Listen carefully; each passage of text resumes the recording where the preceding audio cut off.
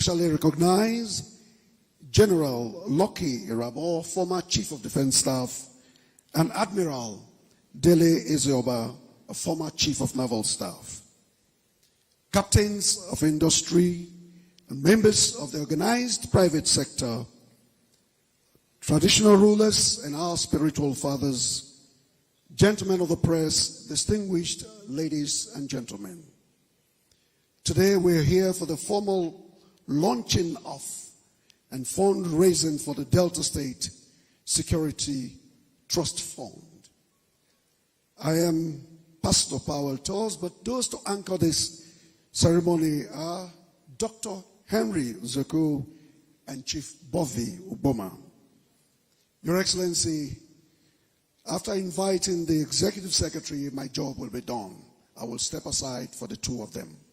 And so let me welcome the Executive Secretary of the Delta State Security Trust Fund, the Honorable Chief Sam Osasa.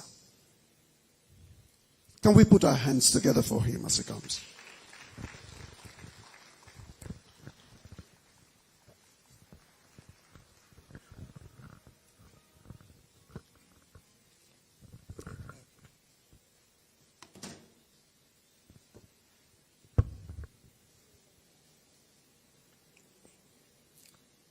His Excellency, the Deputy Governor of Delta State, Right Honorable Elder Sheriff Oborowere, the Deputy Governor of Delta State, Sir Monday Onyeme, do I plead to adopt the established protocol.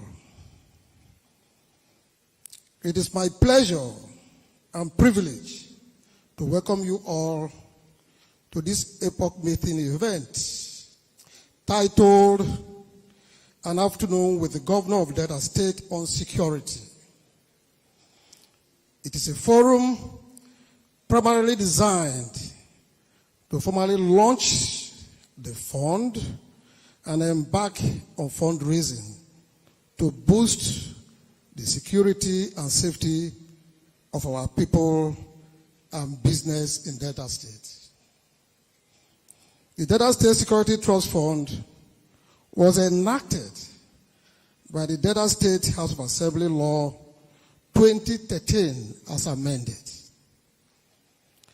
The vision behind this initiative was simple yet powerful: to provide sustainable and transparent platform for mobilizing financial and material resources to support the security architecture of our dear state. The DSSTF program is therefore in tandem with His Excellency's more agenda of meaningful development, opportunities for all, realistic reform, and enhanced peace and security through its effort of raising funds as provided in the law establishing it. Over the years, the Trust Fund has provided several vehicles and equipment to security agencies to boost their operations in the state. Recently, the Delta State Police Command sought our assistance to equip the state Police Command with relevant tools to facilitate the implementation of the Criminal Justice Law 2022. The fund responded with provision of modern facilities required for proper record keeping and audiovisual interviews of suspects, which was commissioned to the delight of the State Police Command by the Governor on Tuesday, the 4th of March, 2025. Permit me here to call on corporate bodies, private organizations, captains of industries, and individuals to partner with the Trust Fund and with your generous donations to realize this mandate. Every donation and contribution will be judiciously utilized.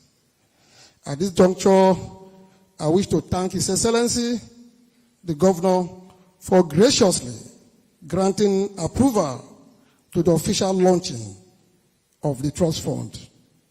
Your Excellency, thank you for your vision, your leadership, and your deep commitment to safety of every person and business in Delta State. Thank you all for honoring our invitation. Thank you.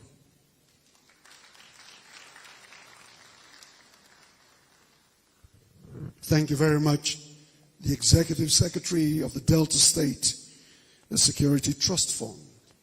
Your Excellencies, distinguished ladies and gentlemen, let me now invite Dr. Henry Zoku, one of the exports that we have from Delta to the world. Dr. Henry. Good morning, Your Excellency, special guest, His Excellency Deputy Governor, and all of us invited guests. This afternoon's occasion promises to be a very, very significant one for Delta State and perhaps for Nigeria. First, I'd like to make a short housekeeping announcement. The protocols for this event have just been expertly established by the SA to the Governor, Mr. Powell Ojogo.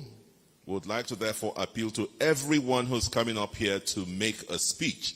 Kindly save us time. Don't bother repeating the protocol, please. Unless it is absolutely necessary or essential, please don't come and repeat the protocol. The protocols have been established. On a day like this, it pleases me to have the opportunity to be here in our own dear state, Delta. Certainly, this assignment is a huge one, and therefore it requires many voices. You have heard one, mine is the second one. But I'd like to bring to the microphone a young man who's perhaps more popular, more visible than all of us here gathered. He's a man who's an actor, he's a comedian. He has a voice that resonates not only with the youth of this country, simply because he delivers his messages on the platform of comedy. Ladies and gentlemen, I'm sure you know him. He needs very little introduction. His name is Bobby. He's a proud Deltan.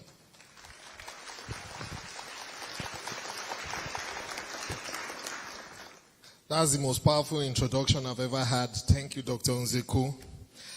Ladies and gentlemen, good afternoon. My job here is quite straightforward, but I've split it into two. I serve as co-MC today for this very special event, but I also have decided to serve as ambassador, especially to our friends from far and near who are here today. Delta State in the late 90s was synonymous with chaos, trauma, tragedy, infighting. But today, the story is different. Since the turn of the millennium, step by step, gradually, Delta State has improved in virtually every front. So much so that the first petroleum university in Africa is in Delta State, founded in Delta State. I think that deserves a round of applause. One area I will speak on before calling on the first performance, however, is an area that people don't seem to notice, and one area we don't seem to drum very well into the ears of the entire world, and that is human capital. We are so big when it comes to human resources in Delta State. For example, the National Sports Festival, Delta State is the highest winner. We have topped the charts 9 times, including the last 5 times, culminating in 2025. Also, there are so many sports icons that their names ring a bell anywhere in the world. When you talk of those who started with our sports festival here, the likes of Blessing Okagbare, S.A. Brume, Efia Jaigba. When you talk of football, you are talking of Austin J.J. Okocha, Victor Ekpeba, Sunday Olise, Wilfred Ndidi, and very many others. Now, when you come to entertainment, which is my forte, I cut my teeth in stand-up comedy in the biggest comedy franchise, which is Night of 1,000 Laughs, founded by a man from Delta State, Mr. Oppa Williams. Night of 1,000 Laughs, as of today, has given 542 comedians a launch pad. But the world doesn't know that. And I think we deserve a round of applause for that. When you talk about acting, the first name that comes to mind is Richard Mofe Damijo. When you talk about fashion, the first name that comes to mind is Moody. They are all from Delta State. When you talk about music, one of the icons of Nigerian music is Daddy Shoki, all products of Delta State. When you talk about comedy, I come to mind.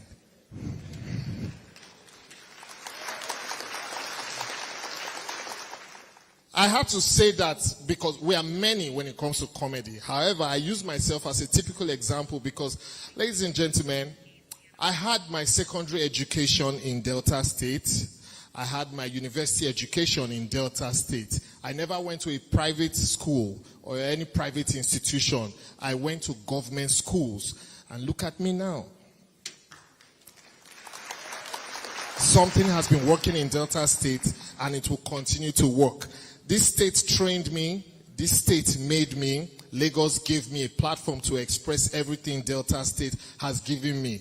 When Dr. Nzeku introduced me, he said I inspire the youths in Nigeria. I beg to expand on that, sir. I inspire the youths across the world.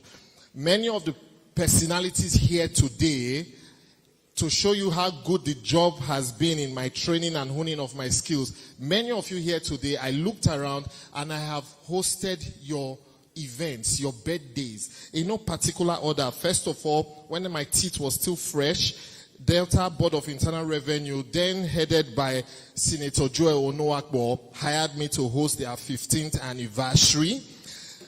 The MD of Fidelity Bank is seated here. Mrs. Neka Onyali Ikbe, her 60th birthday, I hosted it.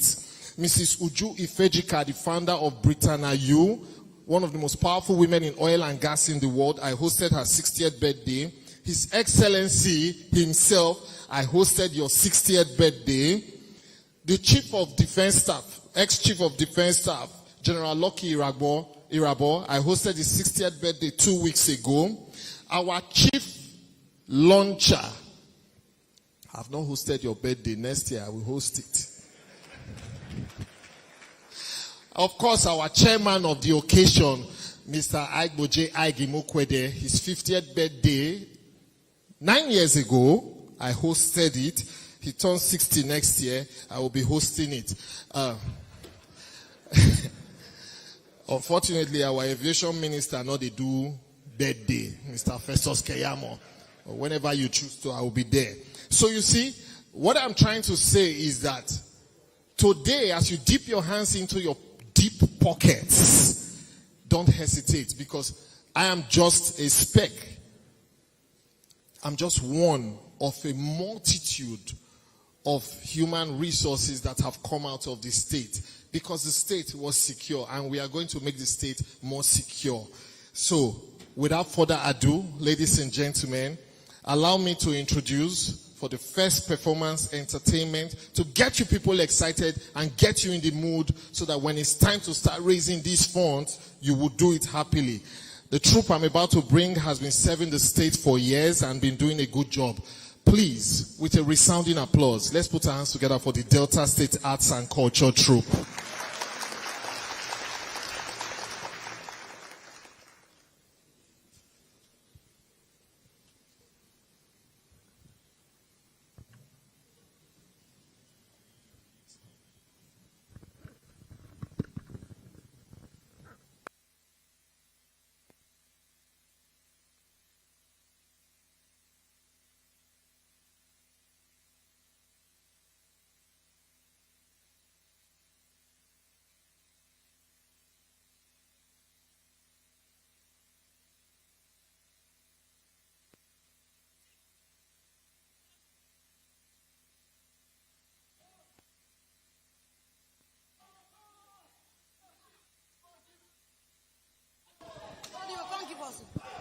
Hello.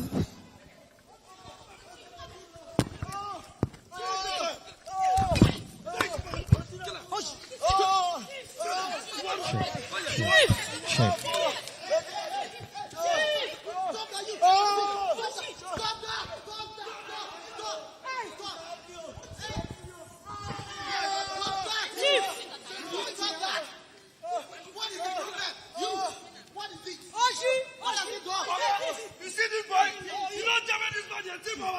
TV. You guys will not catch up. You go break Mama TV shop. He's cheating for that. You mean this man here is a thief? Yes. They tell you they ask question. They won't rent my house. I'll go ask them what's in they walk. They don't agree to what's in they walk. They'll go Satu, full everywhere. If you ask them, they don't agree to they carry big motor, baby. Say, you won't even get house. You don't go fee by that car motor. Another one for the get money. You mentioned I'm going to get this one. Young man, what is your problem? So, do you have any evidence to prove that this young man said it? I have it. Look at it. Come outside.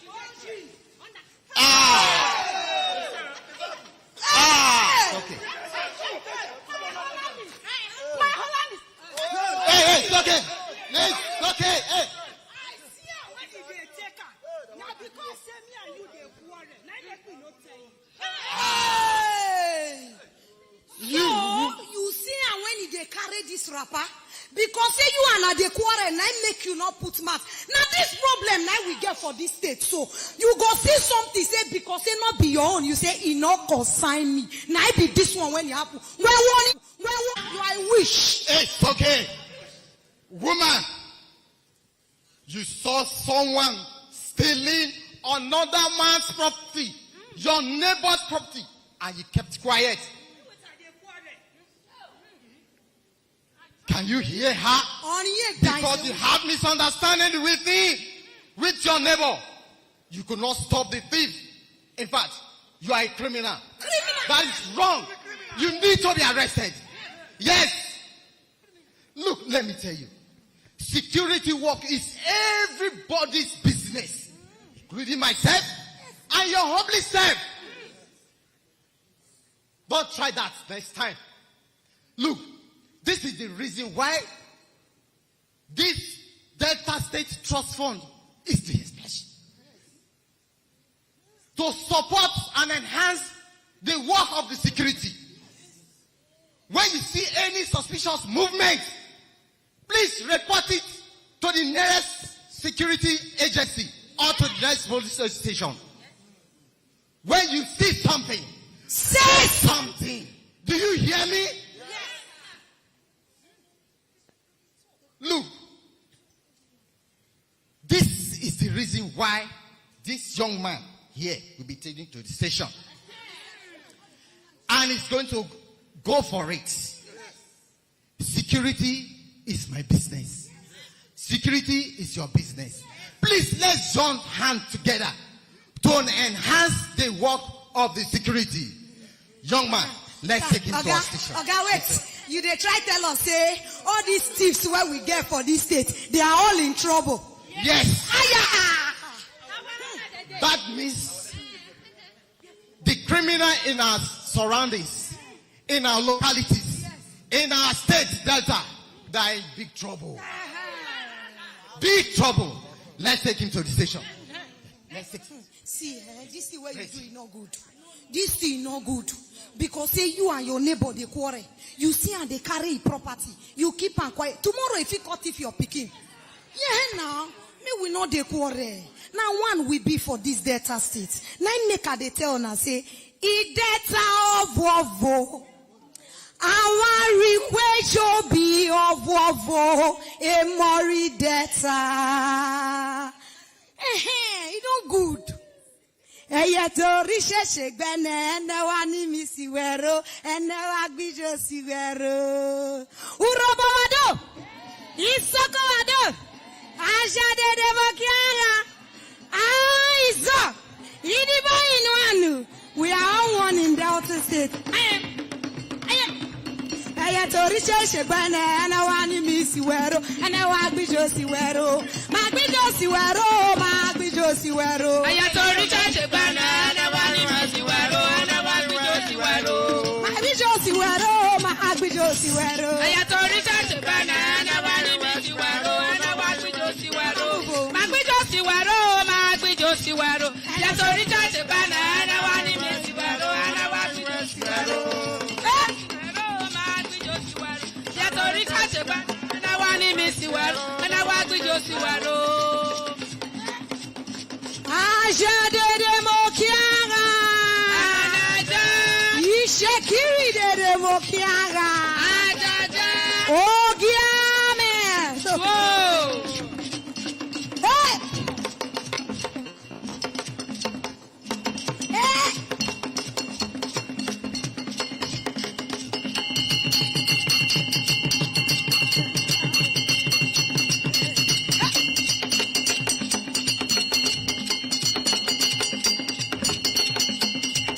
Uroboado.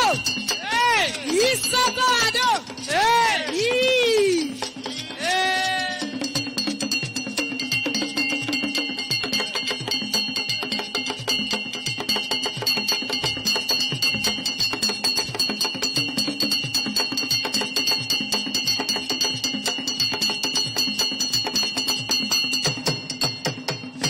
Ideta owe moko kayo emori ideta we kuye kayo.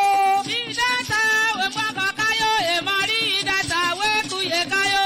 Deta mena owe moko kayo emori ideta we kuye kayo. Idata we mwako kayo emori idata we kuye kayo. Emori ideta. Emori ideta. We kuye kayo. Emore urobo. We kuye kayo. Emori sherifio. We kuye kayo. Emore urobo. We kuye kayo. Emori sherifio. We kuye kayo. Emori sherifio. We kuye kayo. Emore urobo. We kuye kayo. Oso. Oso mara kwa mai oso. Oso mara kwa mai oso. Oso dede mara kwa mai oso. Oso dede mara kwa mai oso. Oso mama mara kwa mai. Mara kwa mai. Mara kwa mai. Mara kwa mai. Mara kwa mai. Toru dede. Mara kwa mai. Tora dede. Mara kwa mai. Tora wama. Mara kwa mai. Isokoado. Wante. Uje. Uje. Uje. Uje. Ude. Ude. Ude. Ude. Ude. Ude. Sadiae. Sadiae saboke tolumo. Sadiae. Sadiae saboke tolumo. Sadiae. Sadiae saboke tolumo. Sadiae. Sadiae saboke tolumo. Sadiae. Sadiae saboke tolumo. Sadiae. Sadiae saboke tolumo. Sadiae. Sadiae saboke tolumo. Sadaka black money ese bala. Sadaka black money ese bala. Sadaka black money ese bala. Sadaka black money ese bala. Sadaka black money ese bala. Sadaka black money ese bala. Sadaka black money ese bala. Sadaka black money ese bala. Sadiae, Sadiae saboke tolumo. Sadiae, Sadiae saboke tolumo. Idiba inuanu. Hey! Idiba inuanu. Hey! Idiba inuanu. Hey! Nuanu. Hey!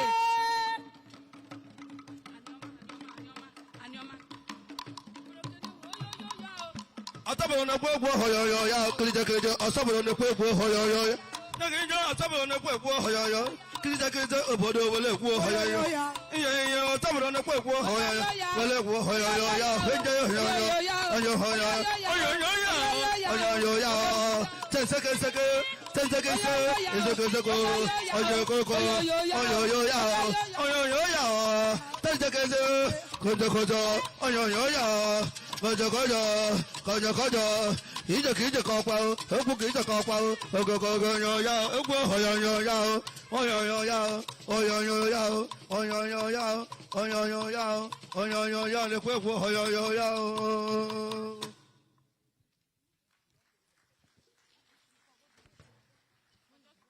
I believe we can give them a better applause.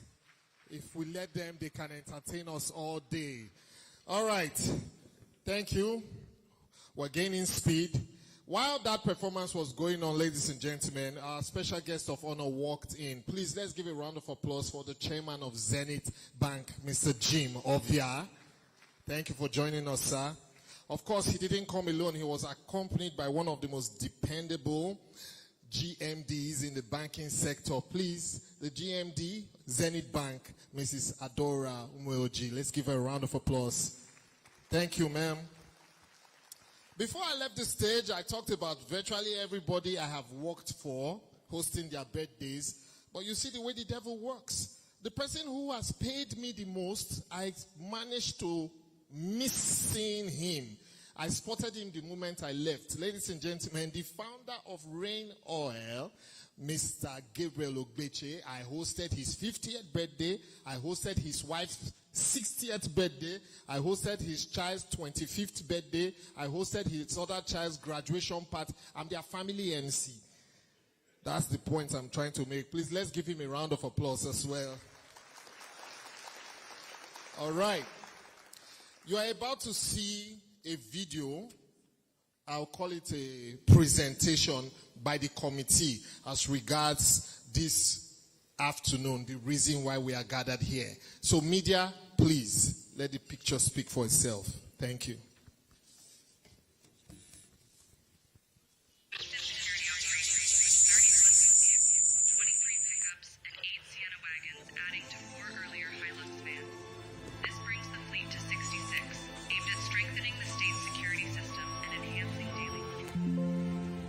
Security, according to the United Nations, means freedom from fear, freedom from want, and the assurance of a stable environment where people can thrive. That vision finds full expression in Governor Sheriff Oborevwori's MORE agenda, particularly the E, enhanced peace and security. The protection of lives and property remains the foremost duty of any government. As the chief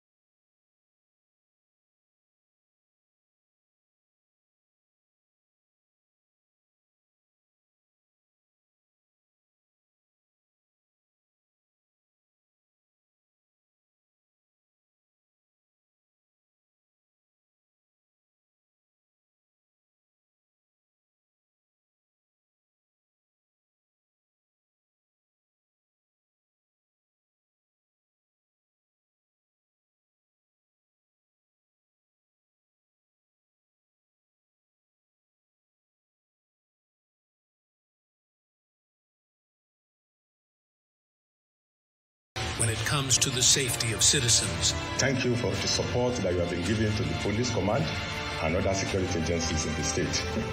But Governor Oborevwori's success in keeping Delta secure is no accident. It is deliberate. A careful balance of enforcement and empowerment, a stick and carrot approach designed to reduce crime and strengthen the economy.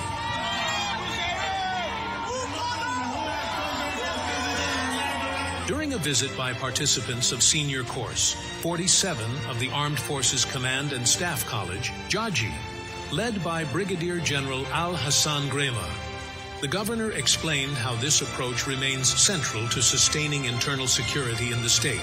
Towards the overall government of the state, this administration came up with a more agenda as pathway towards achieving meaningful and sustainable development, the core mandate of security and social stability. The state recognized the importance of intelligence gathering in security management and has created a number of offices to coordinate this aspect. There will not be attack on oil installations because there's a good working relationship with the host communities and all the stakeholders. Plans are underway to deploy surveillance technology to combat crimes. His administration is also empowering youths and women to tackle the root causes of insecurity. A peaceful Delta is a prosperous Delta. Beyond vehicles and policies, the governor has fostered constant engagement by holding regular meetings with traditional rulers, local government chairmen, and community leaders. Through these collaborations, every tier of governance plays an active role in Delta's security architecture. The governor has also revitalized the Delta State Security Trust Fund and ensures the State Security Council meets regularly to assess threats and coordinate swift responses. His Excellency the Executive Governor has just finished sharing this, and he has also re-emphasized I will go back to the drawing board and make adequate preparation for the Ember month. And we are aware of what happens in those months preparatory to the festive period. So we are going back to our drawing board. We'll ensure that what we are telling to Deltas is that this year's Christmas will be more peaceful. And Deltas can return back home to come and celebrate and have a good time with their loved ones. At Delta's 34th anniversary celebration on August 26, 2025, Governor Oborevwori again demonstrated that security is not only about deterrence, but also about welfare. He commissioned 31-bedroom flats for officers and men of the 181 Amphibious Battalion, Agbor, a gesture reaffirming his administration's respect and support for those who defend Delta's peace. Armed forces and security agencies provide the enabling environment for states like ours to pursue meaningful development. These 30 units of one-bedroom flat are more than just physical structures. They symbolize our determination to improve the living conditions of the men and women who daily put their lives on the line for our safety. In addition, the governor continues to champion amnesty and rehabilitation programs for repentant militants and at-risk youths, providing them with skills, training, and economic empowerment to rebuild their lives. Governor Sheriff Oborevwori means business. The message is clear. Criminals, take heed. Delta State is no haven for crime. With round-the-clock vigilance and purposeful leadership, Delta remains secure, peaceful, and open for progress. We have been making a lot of effort, and are still making more effort.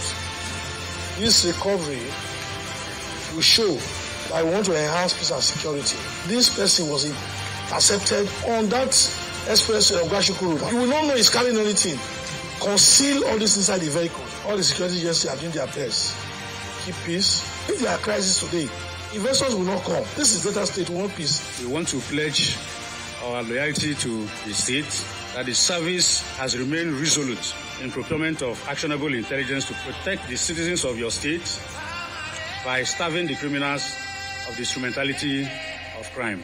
Governor Sheriff Oborevwori, working more for a safer, stronger Delta.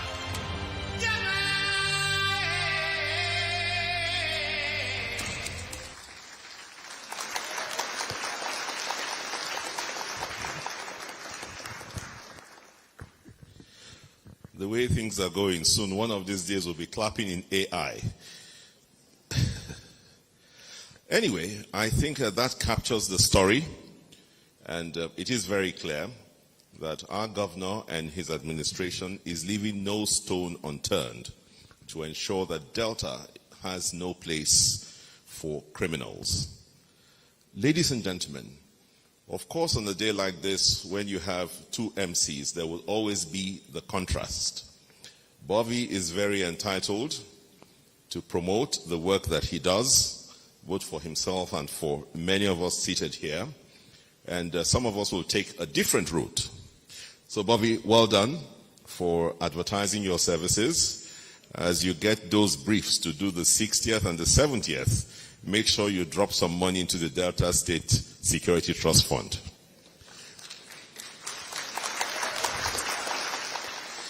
We are actually told that development in itself actually invites some insecurity. This is Delta. we know our state, bordered by 5 very good states: Edo, Anambra, Rivers, Bayelsa, Ondo. We know where our capital is. We know where our economic center is. This state continues to suffer from its own brand of insecurity. We're talking the threats of drugs, cultism-induced violence, cyber fraud, robbery, kidnapping, ritual killings, vandalism, and of course communal clashes, which have been reduced to the barest minimum. But I'd like to draw our attention to the fact that Nigeria as a nation formulated a national security safety strategy in 2024 and revised it or amended it in 2019. And in that document, it defines security as the cornerstone of development and progress in a free society. And that same security is a guarantee of the well-being of citizens and the stability of the state. Of course, in preparing for this occasion, it pleased me to run upon a document, a recent study on governance and insecurity. It was done by 3 persons pursuing their PhDs at the Delta State University, Abraka. It studied Delta as their case study, and that is published in the International Journal of Advanced Research Publications Reviews, as recently as April 2025. There's a plethora of definitions of insecurity, but we're not going to belabor ourselves with those definitions, because a man who is more than capable to tell us about security is here with us today. Ladies and gentlemen, without taking much time, let me invite a man who retired as Deputy Inspector General of Police, one-time former Commissioner of Police in Lagos State, clearly a winner of the Best Commissioner of Police in West Africa. We are proud to have him as Delton, and he's here as our keynote speaker.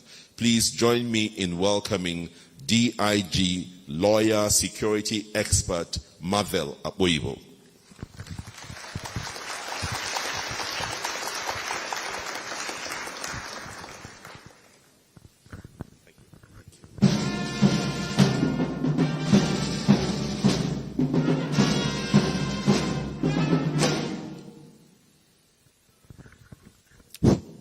Thank you very much. Your Excellency, the Executive Governor of Delta State, Right Honorable Elder Sheriff F.O. Obodewori,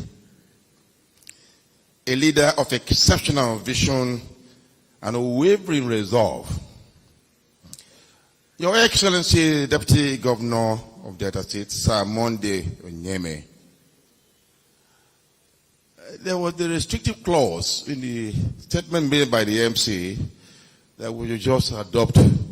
But when I'm tempted to acknowledge the presence of some key persons here present, sorry, I have to violate that.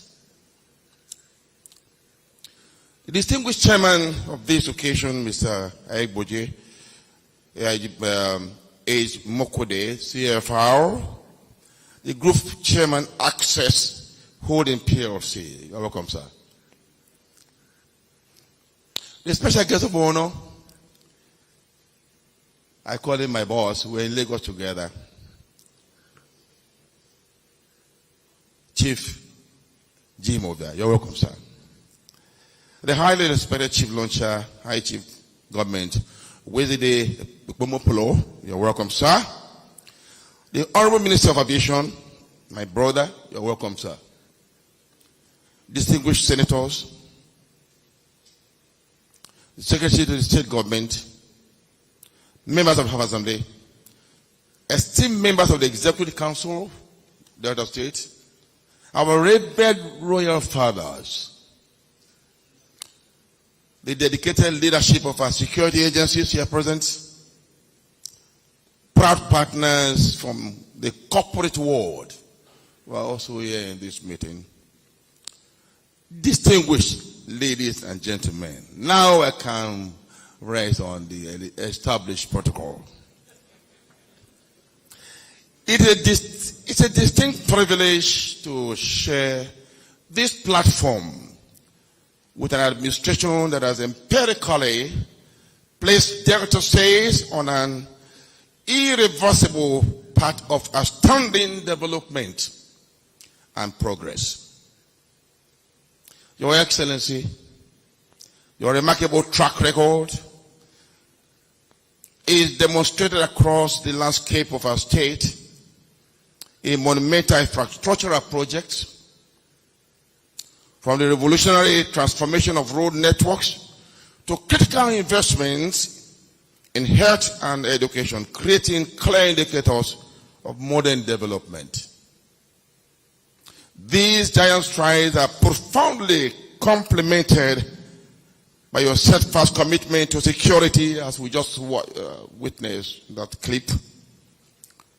Recognizing it as the essential foundation upon which all other development indices rest.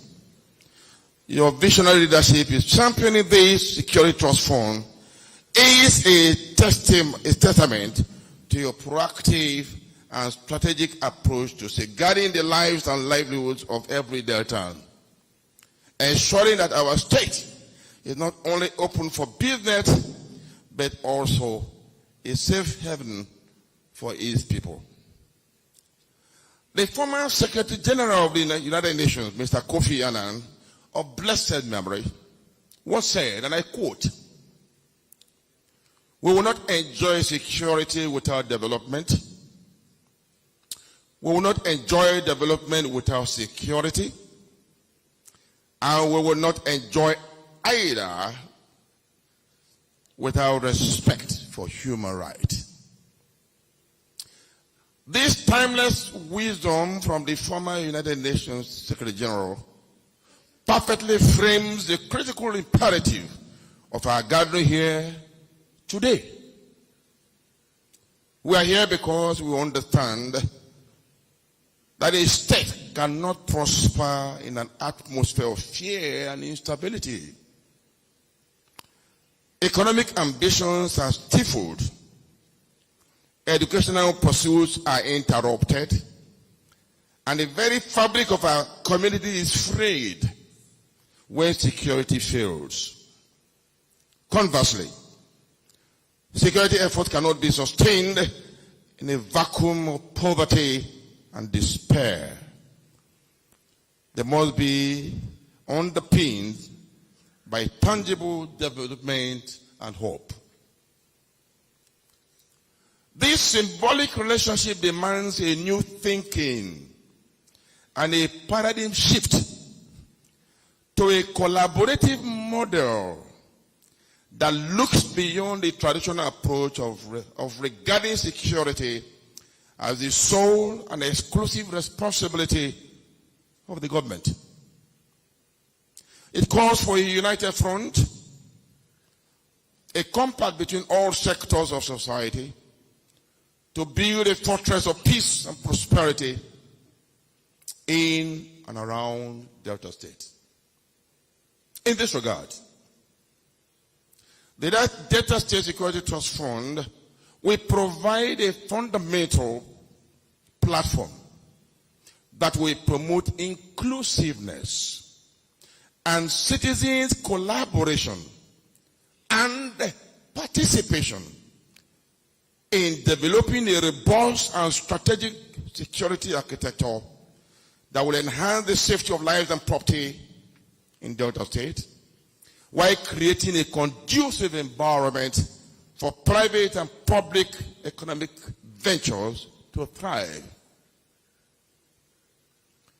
It is therefore with a profound sense of duty and optimism that I stand before you, fully aligned with the vision of this administration, to lend my voice very strongly to this crucial conversation and to rally the indispensable support required for its success.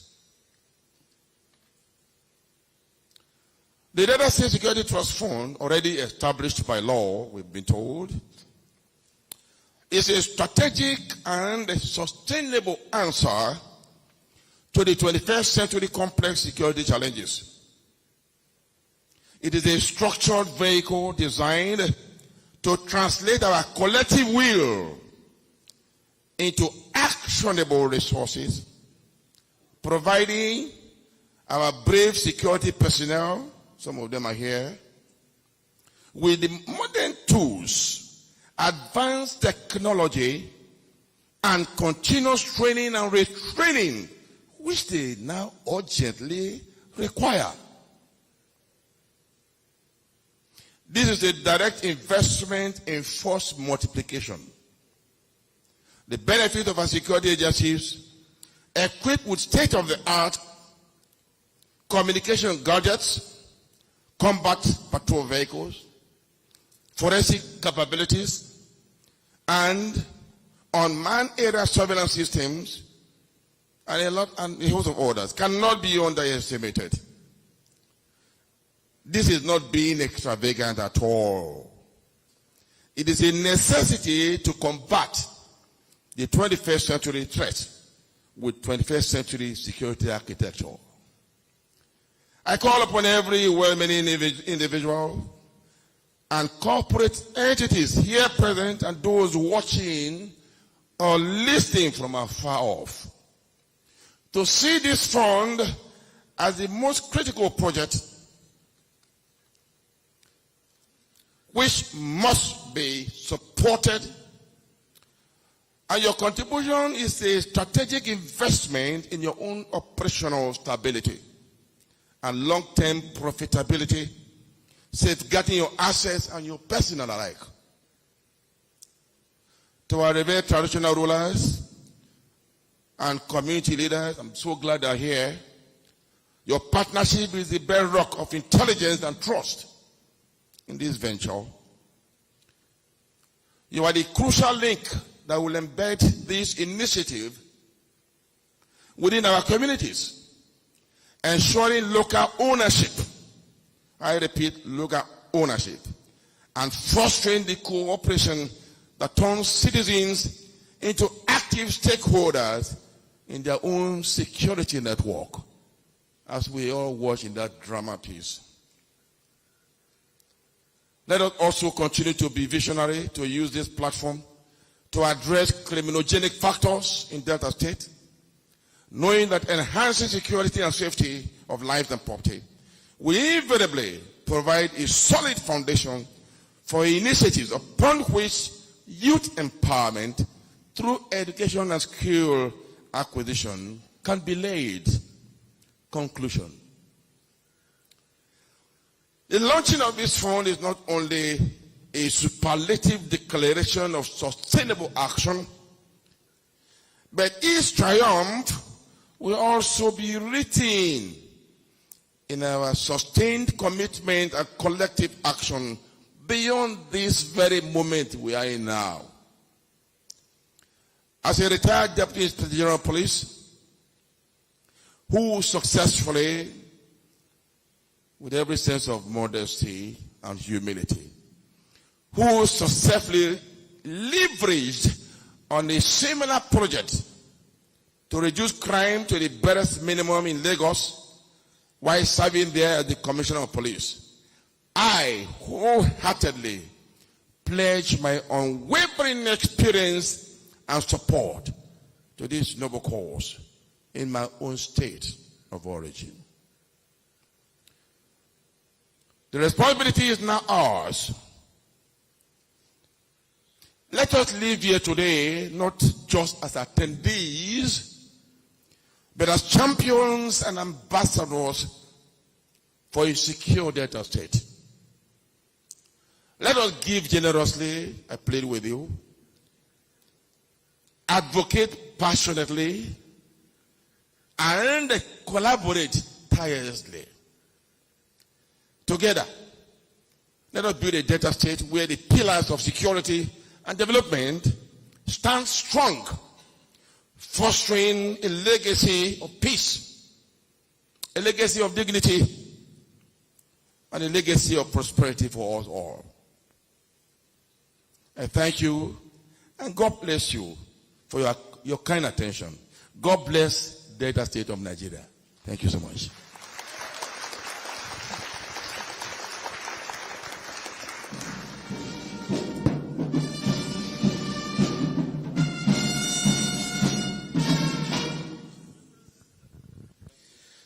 The applause that followed that presentation did not sound like the applause of people who are desirous of having security. It's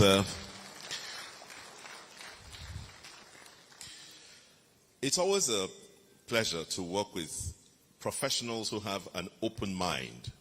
And I'd like to say that DIG Marvel Akboibo, in many more ways than one, has demonstrated the openness of his mind.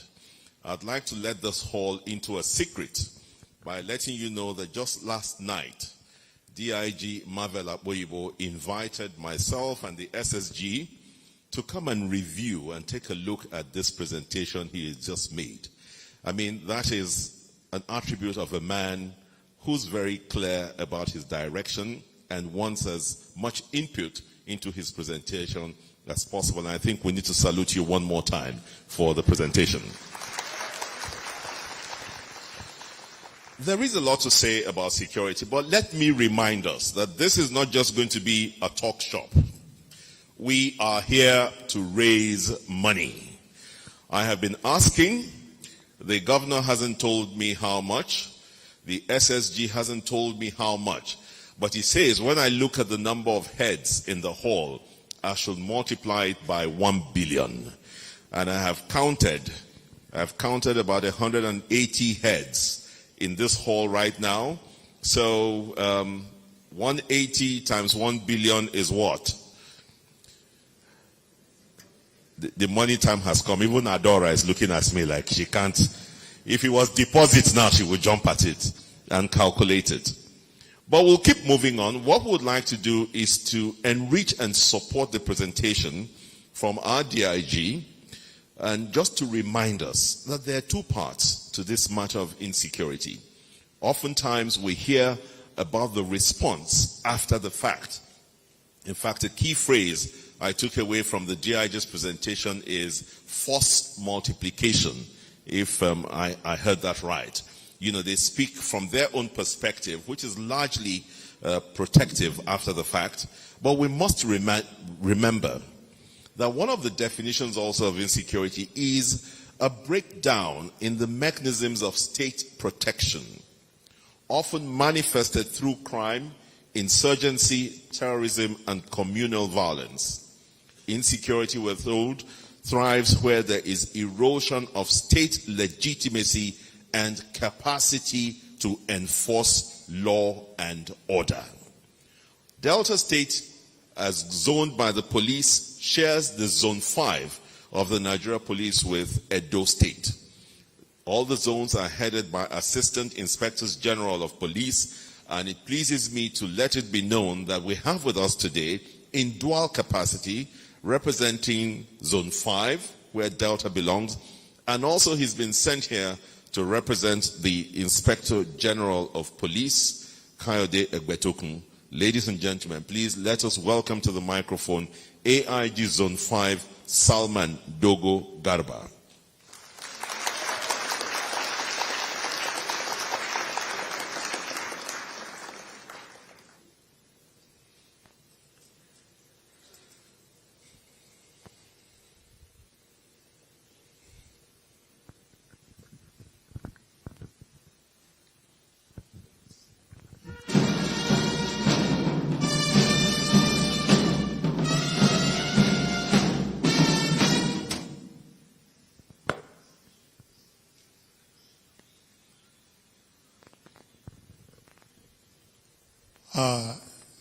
His Excellency, the Super Executive Governor of Delta State, Eda Sheriff Ovori. Let me stand on existing protocol that have been duly established. I'm here in person to represent the Inspector General of Police, IGP Kayode Adeolu Egbetokun, PhD, MPM, who wished to be here in person, but unavoidably absent because of other engagement. And as such, whatever remark I made here is from him. And it goes, it is with a deep sense of duty and appreciation that I stand before you today at these historical occasions, the official launching of Delta State Security Trust Fund. This initiative, championed by visionary leadership of His Excellency Right Honorable Elders Sheriff Oboveri, the Executive Governor of Delta State, makes a significant milestone in our collective pursuit of a safer, more secure, and more prosperous state. Let me begin by commending the state government for its unwavering commitment to the security and well-being of its people. The establishment of this trust fund is not just a policy decision. It is a clear demonstration of the political will to strengthen institutional capacity, empower security agencies, and enhance the operational efficiencies of our security forces. In recent years, we have witnessed increasingly complex of evolving security challenges, from armed robbery, kidnapping, banditry, and cultism, to cybercrime and other emerging threats. These challenges require not only the courage and dedications of our officers and men, but also adequate tools, logistics, and resources to respond swiftly and effectively. With this trust fund, we are hopeful and confident that many of the operational gaps we face, including mobility, communications, intelligence gathering, and personnel welfare, will be significantly addressed.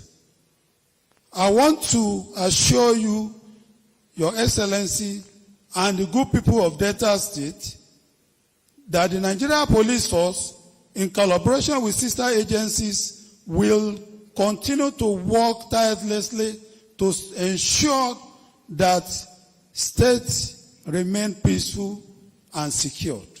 As Inspector General of Police, I have reaffirmed the commitment of the Nigeria Police Force to work closely with the Delta State government and all stakeholders to ensure the success of this initiative.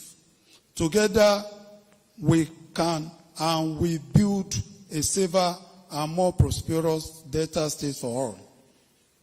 I thank the governor and the entire government of Delta State once again for this noble step. I thank all our partners and stakeholders present today, and I encourage everyone to continue playing their part in the security architecture of Delta State. Thank you very much.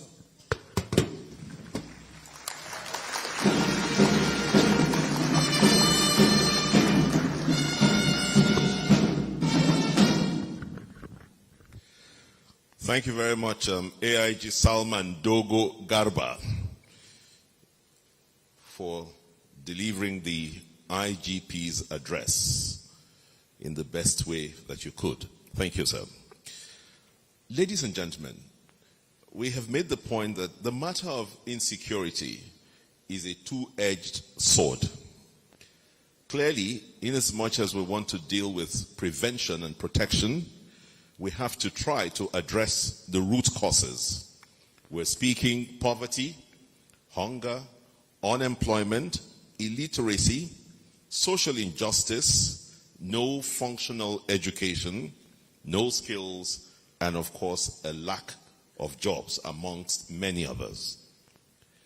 As we look through all of this, we recognize that insecurity is a scar. If we call it a scar, we will not be too far from what it represents. And on that note, it pleases me to bring to the microphone a man who is proudly Deltan, who has served this country, and recently published a book by the title Scar. He is a man who in that book clearly outlined the causes of insecurity, especially the Boko Haram conundrum in Nigeria. Please, ladies and gentlemen, for the biggest applause of the afternoon, let us welcome the former Chief of Defense Staff, General Lucky Irabo.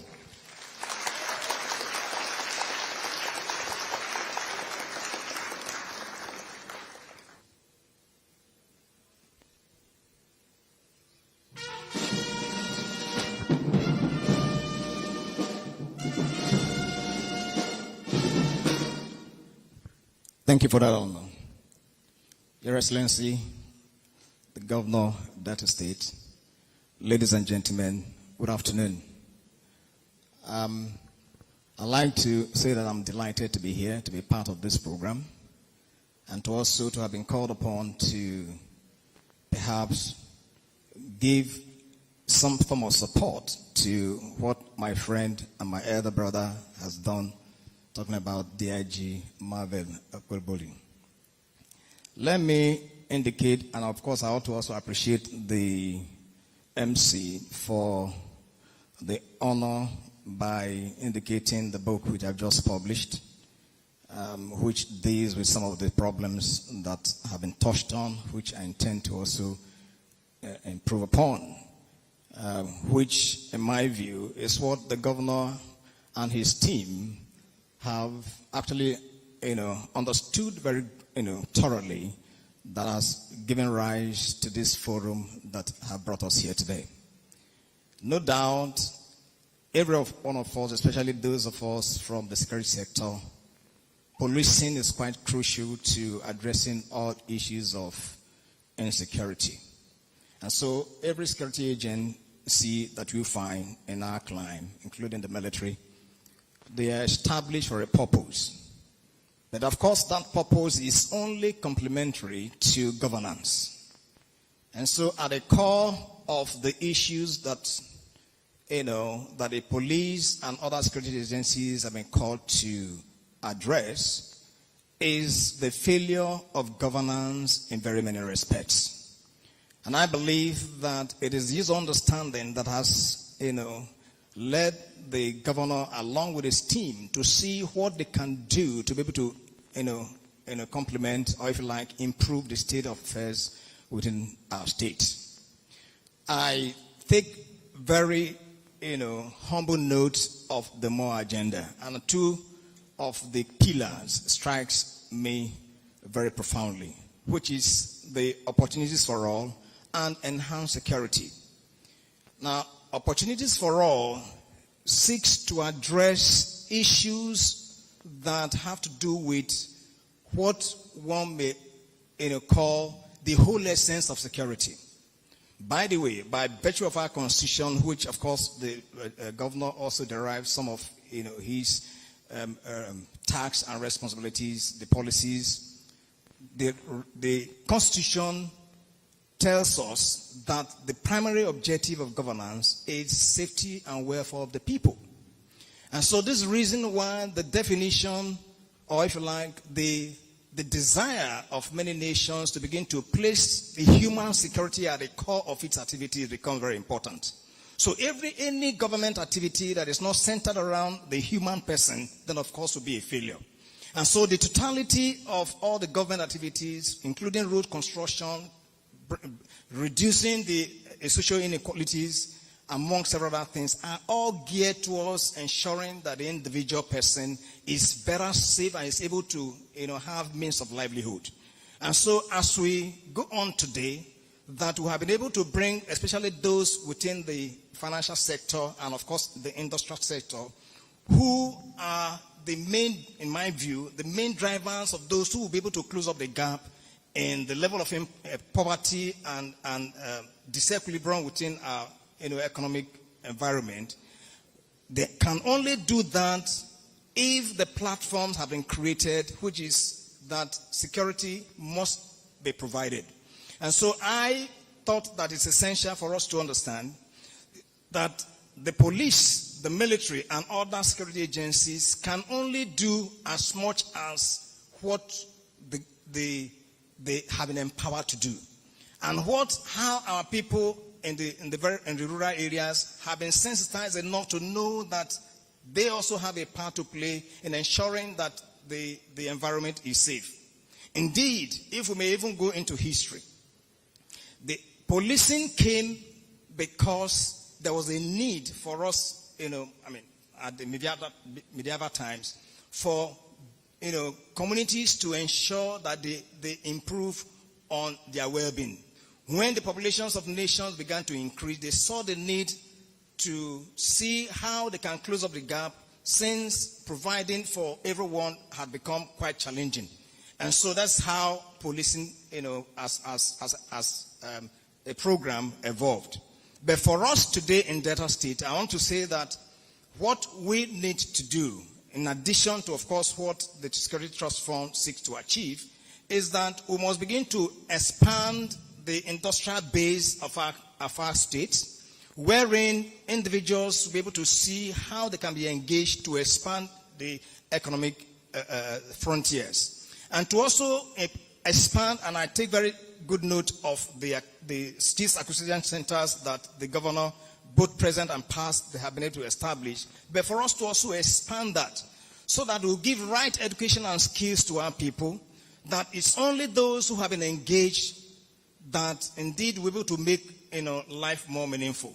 Anyone that is not engaged, of course, the next thing perhaps he'll want to do is to begin to look for how he's going to survive, because survival remains at the core of human existence. So it's on that note that I'd like to, first of all, thank you, Governor, for what you're doing along with your team, and to ask that you reinforce all those programs that you already established.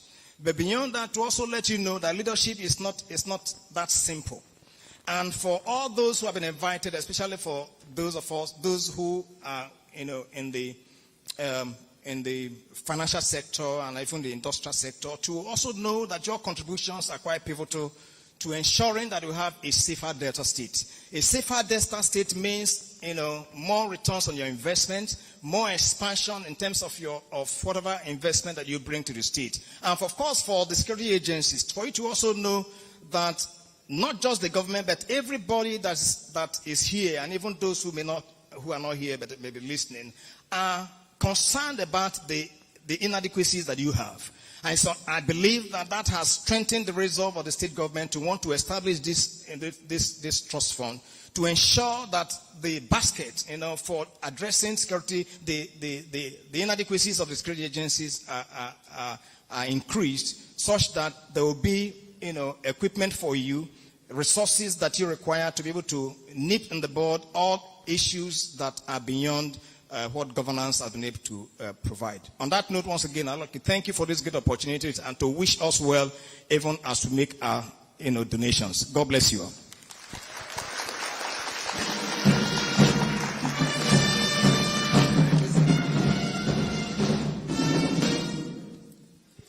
One more time, let's give General Lucky Rabo an applause. I like the very last statement you made. You said, even as we make our donations. And that goes to all of us present here today. Ladies and gentlemen, one thing that Delta State stands out for is the plurality of language, plurality of tradition, and culture. It's on that note I would like to recognize custodians of culture, several royal fathers who have made out time from their busy schedule to be here today to participate in this. Ladies and gentlemen, please join me, put your hands together as I recognize His Royal Majesty, Major General Felix Mujaberu.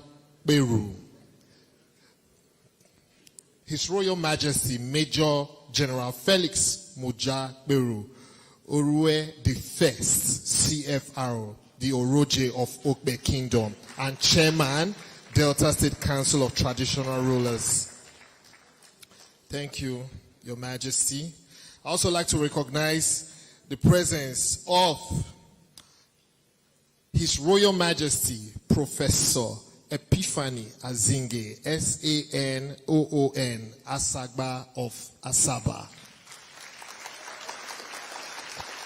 And of course, His Royal Majesty Ogiame Atuwashe III, CFRO, the Olu of Warri. A round of applause, please. All right.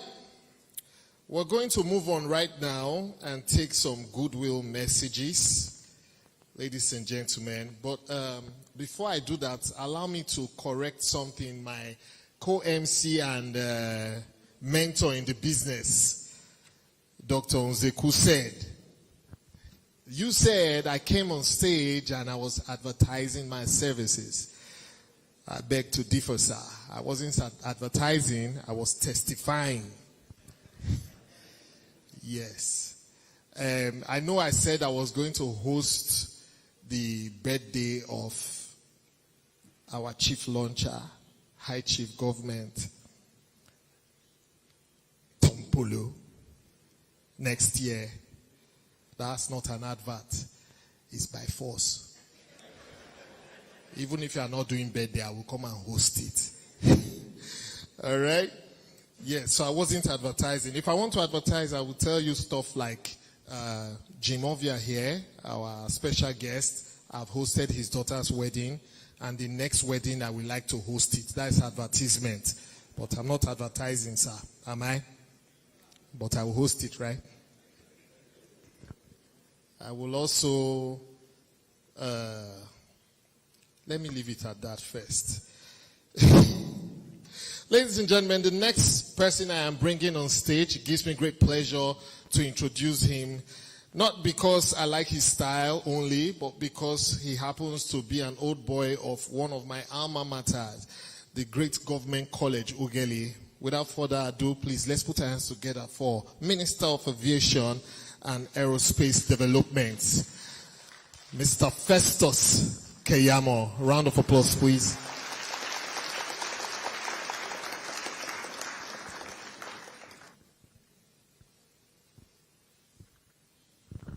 Thank you so much, Bobby.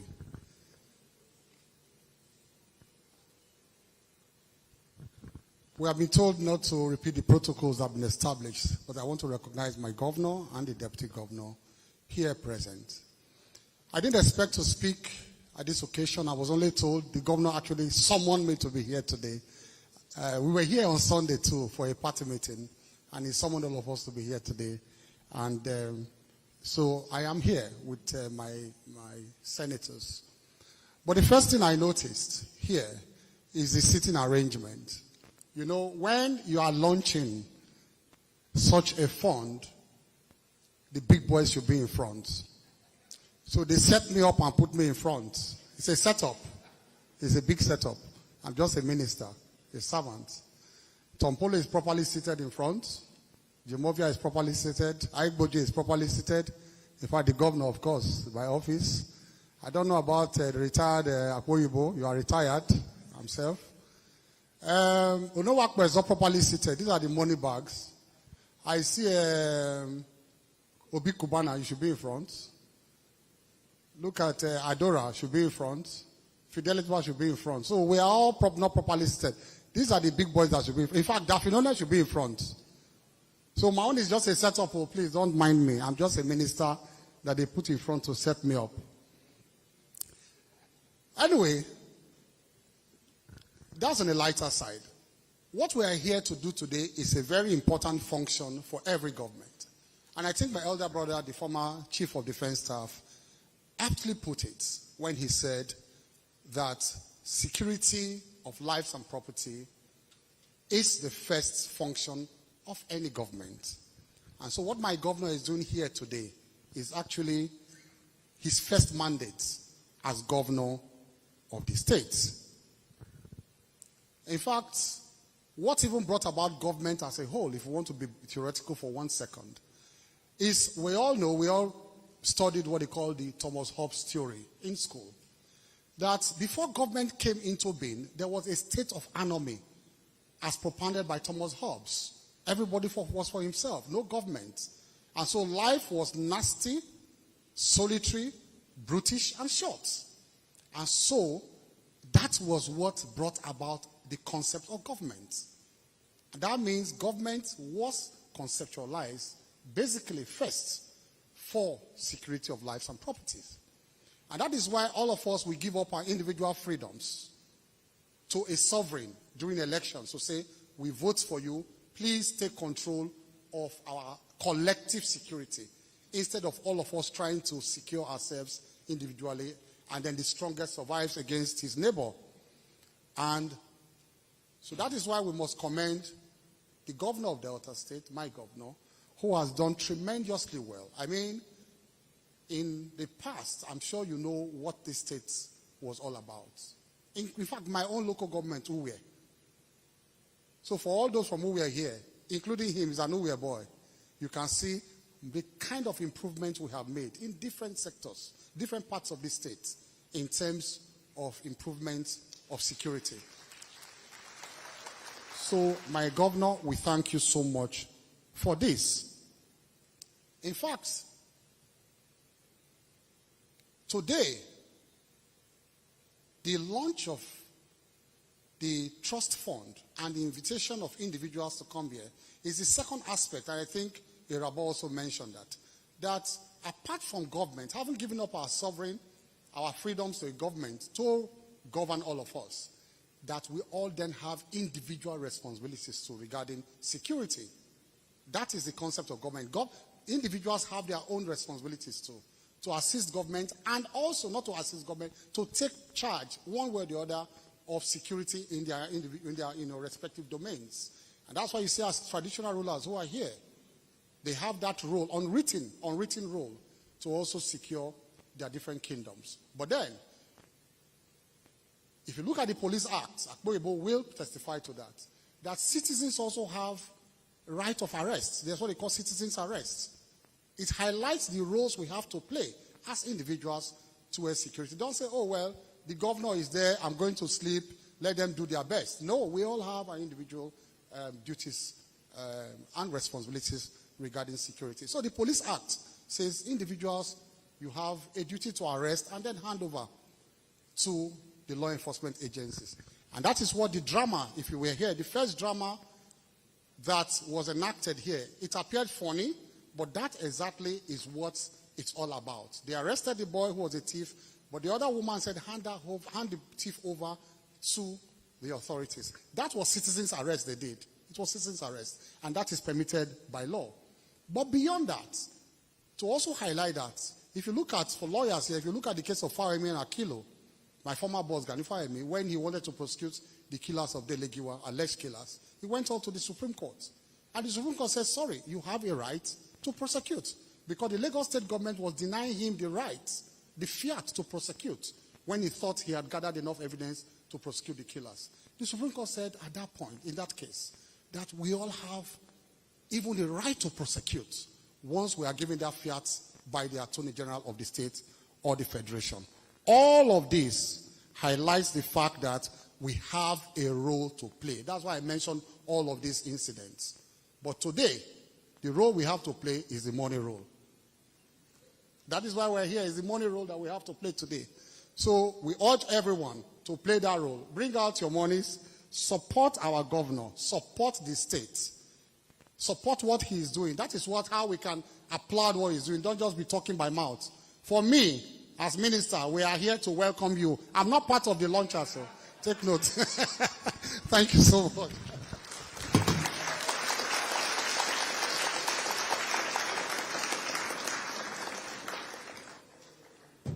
All right.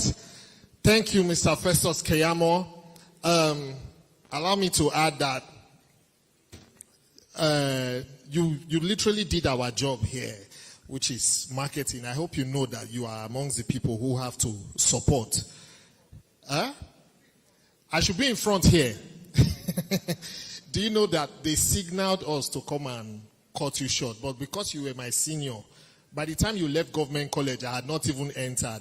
But our co-MC here, Dr. Nzeku, was your senior in government college, so that's why he came. Ladies and gentlemen, moving on. We can't wait to get to the money part.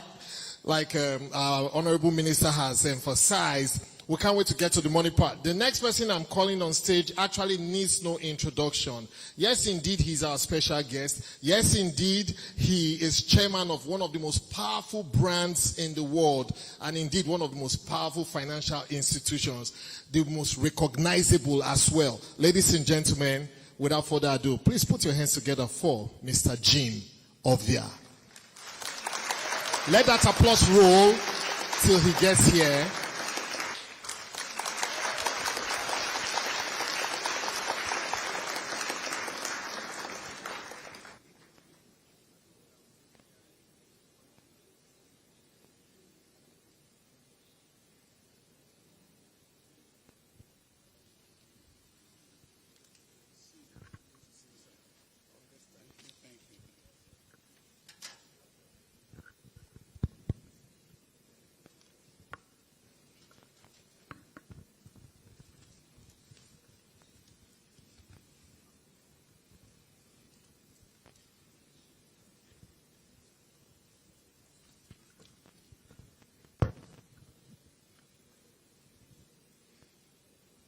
Your Excellency, the Executive Governor of Delta State, His Excellency, the Deputy Governor of Delta State, members of the Cabinet, distinguished guests, ladies and gentlemen, please permit me to stand on existing protocol, even though you wonder we shouldn't say that. I am honored to join you here today and of this very important initiative that will help keep Delta State and citizens for businesses to thrive. I commend the Excellency and his visionary leadership and remarkable achievements, particularly the infrastructure and socio-economic development.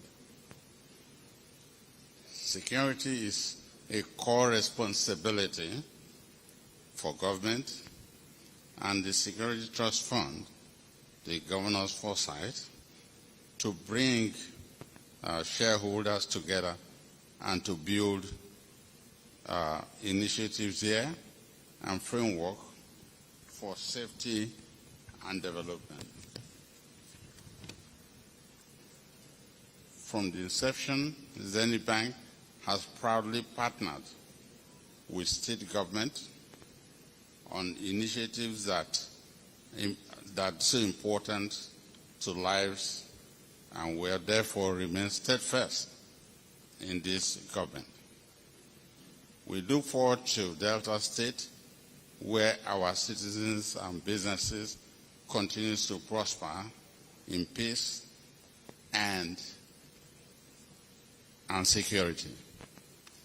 Ladies and gentlemen, there's no doubt that security is a trust of everybody and all humans that will contribute to security trust funds. It has become panacea for various state governments to set up security trust fund. I think Lagos State started this, and we were so proud to have played a role in that regard. And when Delta State announced they were going to do the same thing, we were one of the first to raise up our hand to join our dear Governor of Delta State. Therefore, not only that we'll be ready to contribute our own quota, we also encourage everyone here to equally do the same thing. Ladies and gentlemen, we thank you so much for coming, and we do hope you'll be able to contribute your own trust fund. Thank you.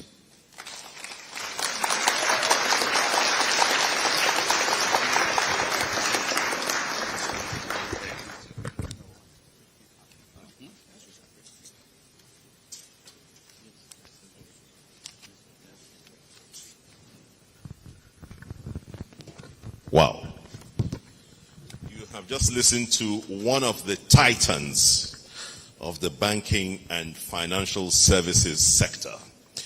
If you don't give Mr. Jim Ovia the applause of recognition that he deserves,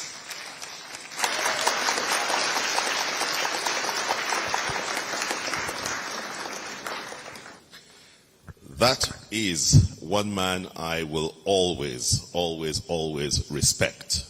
And I can declare openly that he's one of those who sowed very heavily into my beginnings in this business, giving me the opportunity to support his brand, his bank, Zenith Bank, through many things for many, many years.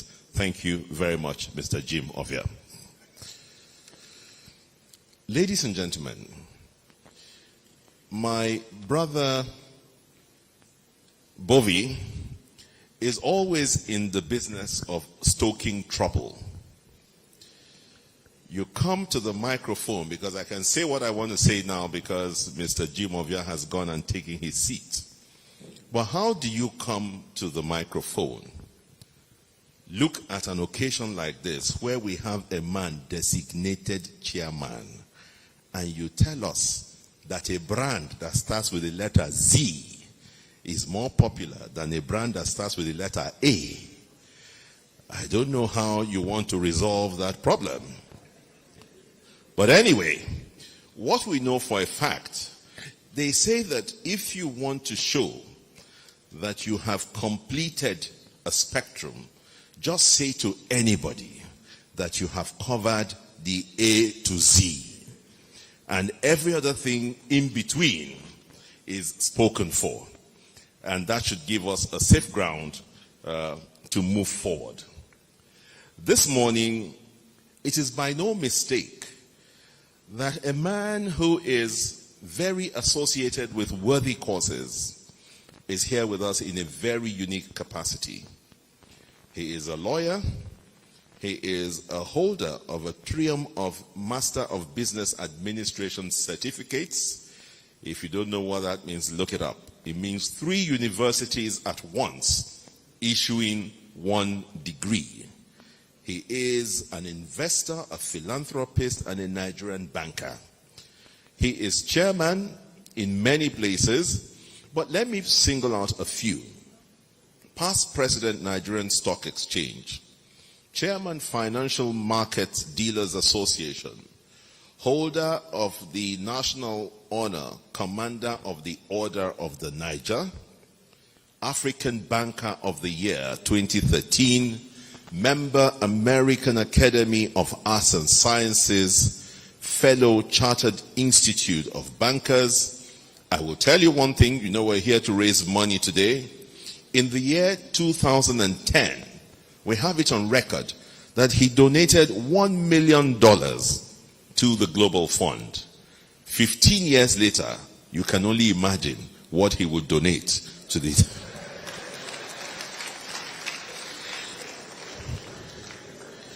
He's done so many things, but I am pleased to welcome Founder Coronation Group, Founder Tengen Family Office, Member Nigeria Solidarity Support Fund, our worthy chairman of today's occasion.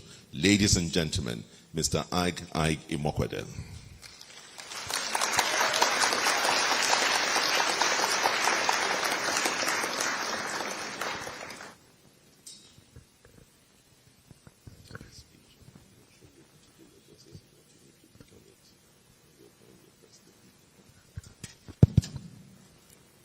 His Excellency, the Right Honorable Elder Sheriff,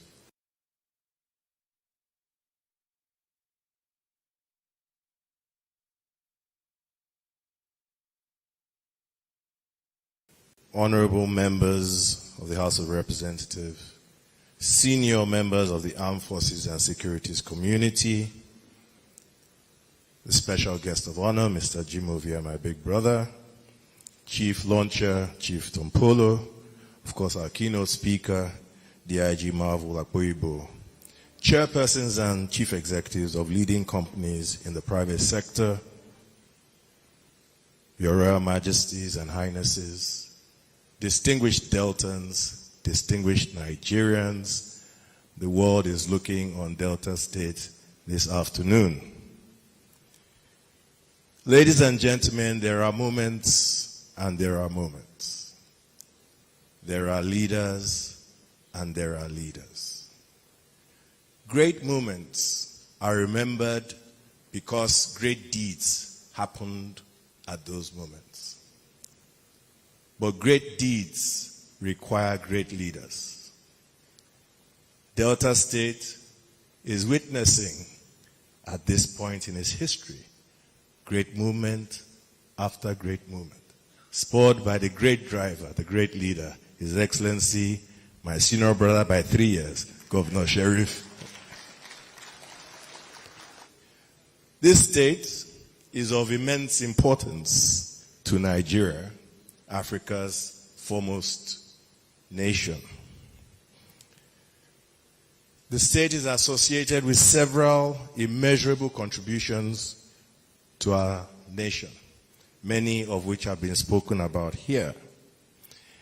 I would like to share with you that even though I'm not a Deltan, even though I'm from neighboring Edo State, the most important thing I've ever obtained in my life, I obtained from your state, my dear wife Ofowe.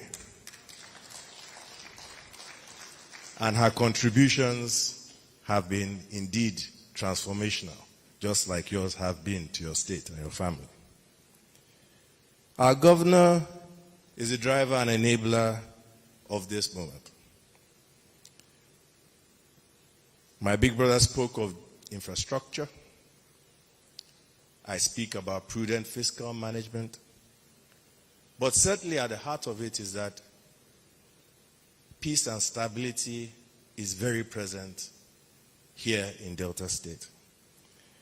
At the heat of the moment, when I look back at points in time when there were parts of the state you could not drive through, points in time when, despite the natural resource wealth, production was a challenge, and I look now, and perhaps it is unfair of us to take for granted the peace that we have today, and for us to think of the need to guard it, to safeguard it for perpetuity. Mr. Governor, we all will rally behind the formal launch of the Delta State Security Trust Fund. I like your style. You are a man that is not for noise, is not for distraction. Just like the Nike logo that we associate with Michael Jordan. You just get it done. You just do it. And so to all well-meaning organizations in Delta State, all citizens, whether of origin or by choice of location or pursuit of business, who gain their wealth, their prosperity, and their peace of mind from this great state. This morning, this afternoon, and we shall continue because the launching doesn't end today, we shall just do it. Now, to the two compares, particularly Bovi. I did some arithmetic, and given that he already said that he has compared or been the MC of one of my birthdays, I have an idea what we pay him. And it seems that there are almost 100 people in this room from Delta State or stakeholders of the state from whom you have collected this your MC fee. Based on the principles of derivation,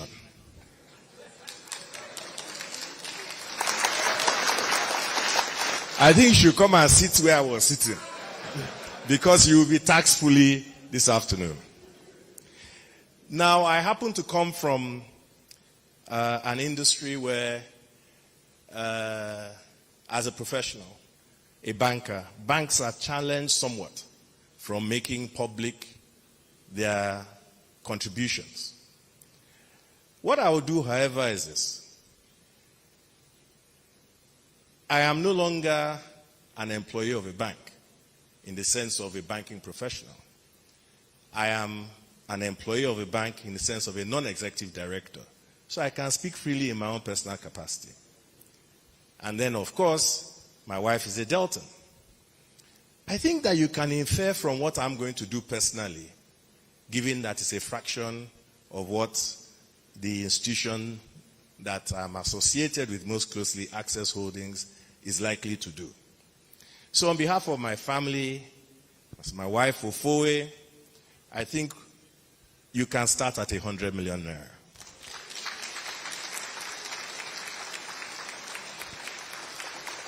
Now, it wasn't me who said it. I think it was the compare.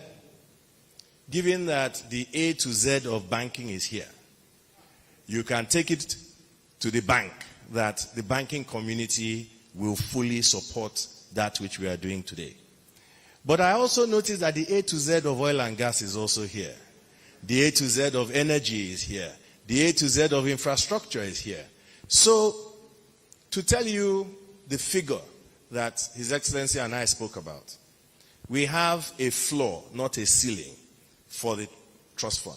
Not necessarily to be launched and collected all today, but certainly His Excellency and I shall be calling significantly, repeatedly, to make sure that our minimum target of 100 billion is collected this year, 2025. What we end up collecting thereafter, well, Your Excellency, it's up to you to share with your people. As a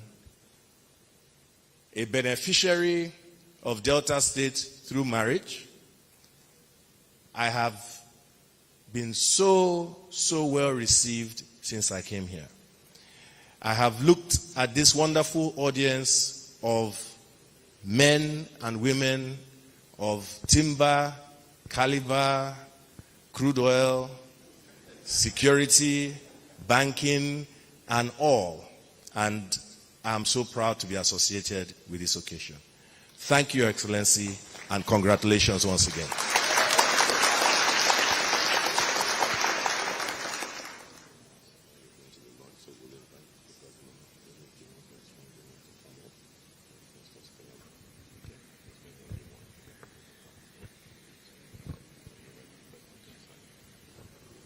So I will request the great leader of this occasion last, because he's our host.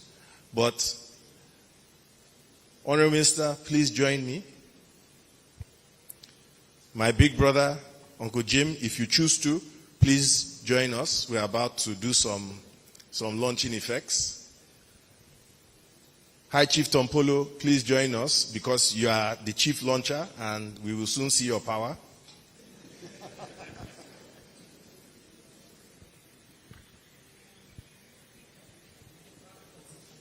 And finally, yeah.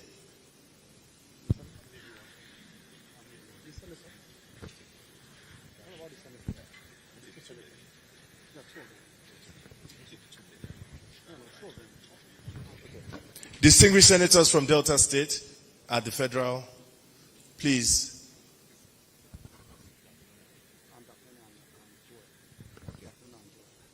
Senator Daphne, Senator Joel, please. Please.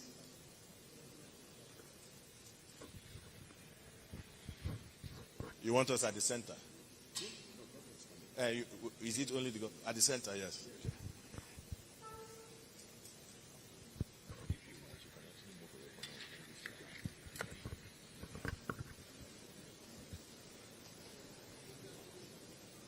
Please.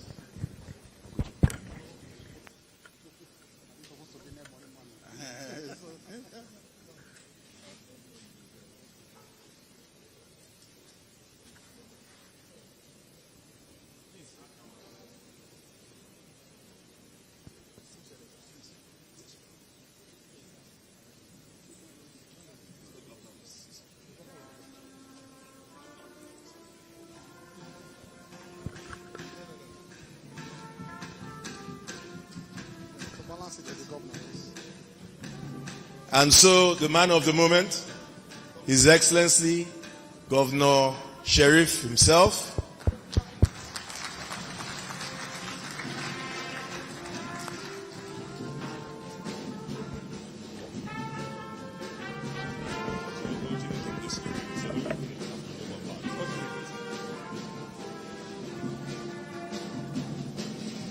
Distinguished ladies and gentlemen,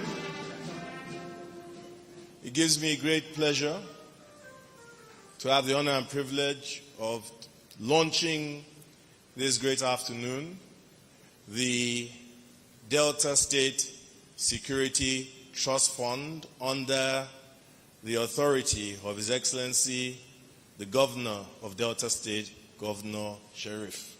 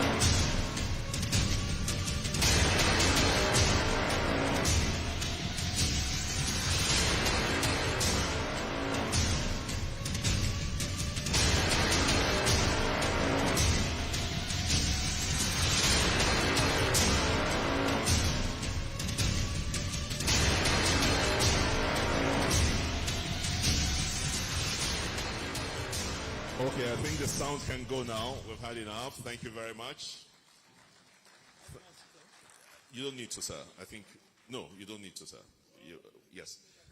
So yes, please, our guests would, who supported, support Uncle Jim down.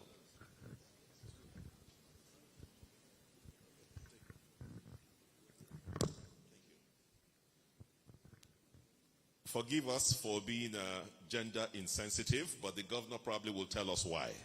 There was no woman. They say they don't need security. Thank you very much. The chairman of today's occasion, let me respectfully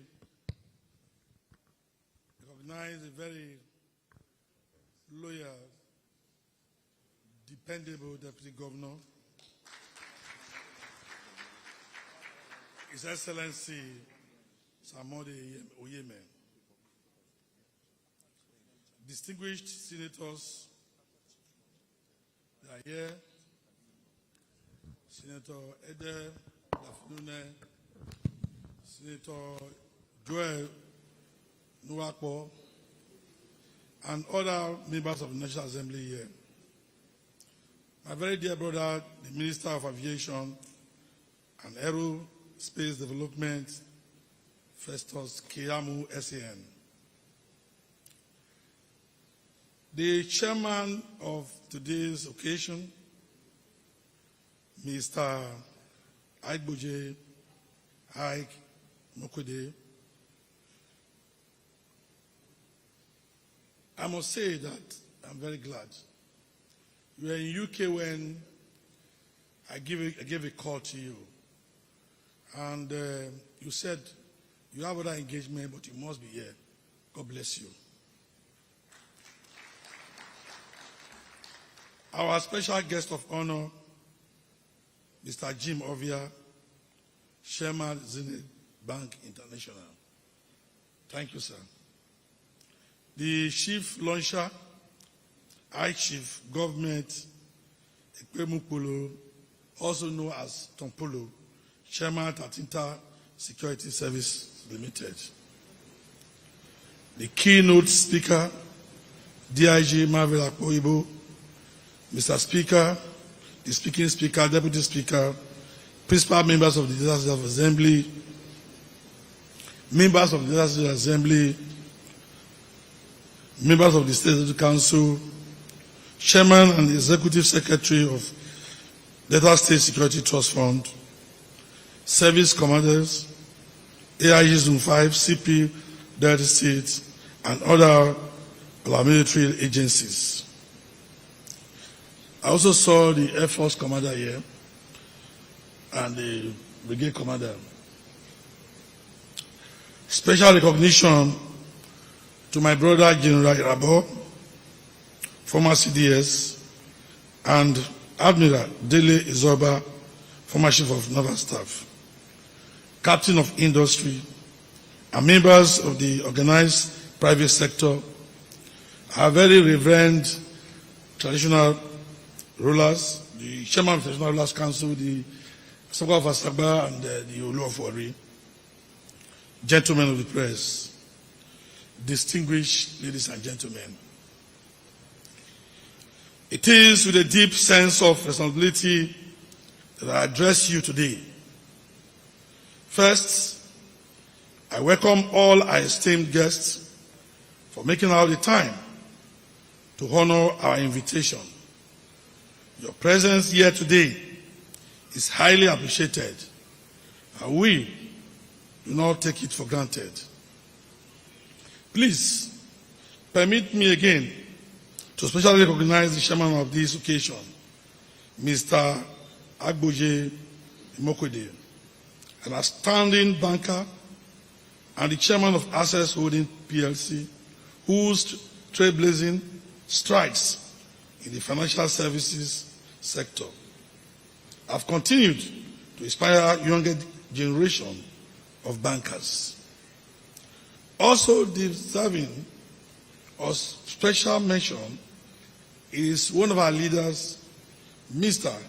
Jim Ovia, chairman of Zenith PLC, and a man who can rightfully be described as the doyen of modern banking in Nigeria.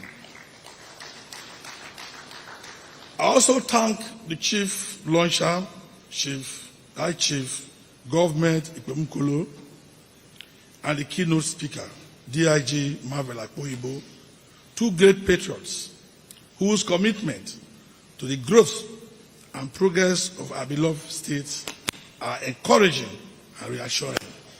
I must say something here. I'm glad to see my dear brother, High Chief Government Uwezide Komukulu Alaj Tompolo, who is here with us on his first public outing for the past 10 years.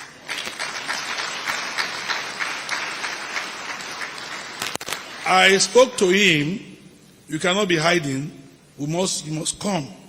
For 10 years, he has not attended any, outside his village, any public function. I thank you for coming. We are gathered here today to formally launch the Delta State Security Trust Fund, which was established by law in 2013. The primary function of the Delta State Security Trust Fund is to raise funds to complement the efforts of government by seeking collaboration with the private sector to support security interventions. These interventions include the acquisition and deployment of security infrastructure needed for the effective functioning of all security agencies in Delta State. The funds are also used for the training and retraining of security personnel to enhance their capacity and competence in tackling violent crimes and other crime-related activities.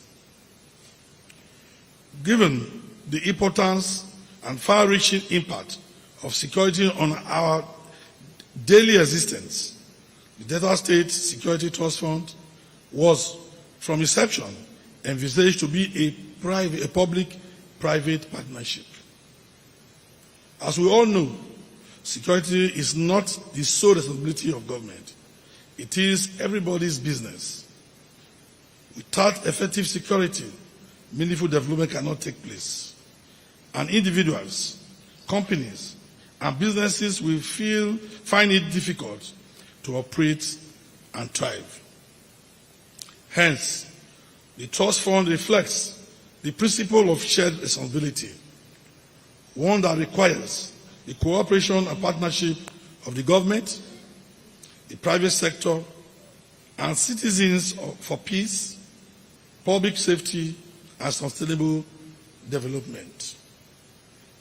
Since its establishment 12 years ago, the agency has played a vital role in boosting security operations in the state through the provision of funding and equipment to various law enforcement agencies.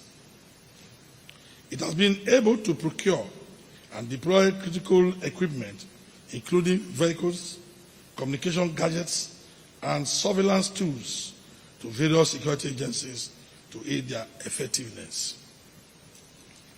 The Trust Fund recently donated a state-of-the-art equipment worth millions of naira to the State Criminal Investigation Department at the Delta State Police Command Headquarters to assist the Command and the Ministry of Justice in the implementation of the Criminal Justice Law of 2022. Prior to this, 60 Hilux pickups and 10 Toyota Sienna buses were donated to the police and other security agencies by the Delta State government. However, what the government has done so far falls short in its significance when compared with the scale and complexity of the security challenges currently facing our state. As we all are aware, Delta State is the nexus connecting the southeast and the southwest. In recent years, owing to the rapid urbanization of the state, especially Asaba, the capital, the state has witnessed increased immigration from other states of the Federation. That means more security challenges in the forms of violent crimes, kidnapping, cultism, and community-level unrest. This administration has been very proactive in tackling these security challenges. Operation Delta Hawk was rebranded as Operation Delta Sweep to reflect the zeal and determination of this administration to reduce crime and crime-related activities in the state to the barest minimum. Operation Delta Sweep is a joint security task force comprising the Nigerian Army, Navy, Air Force, Police, DSS, and the Nigeria Security and Civil Defense Corps.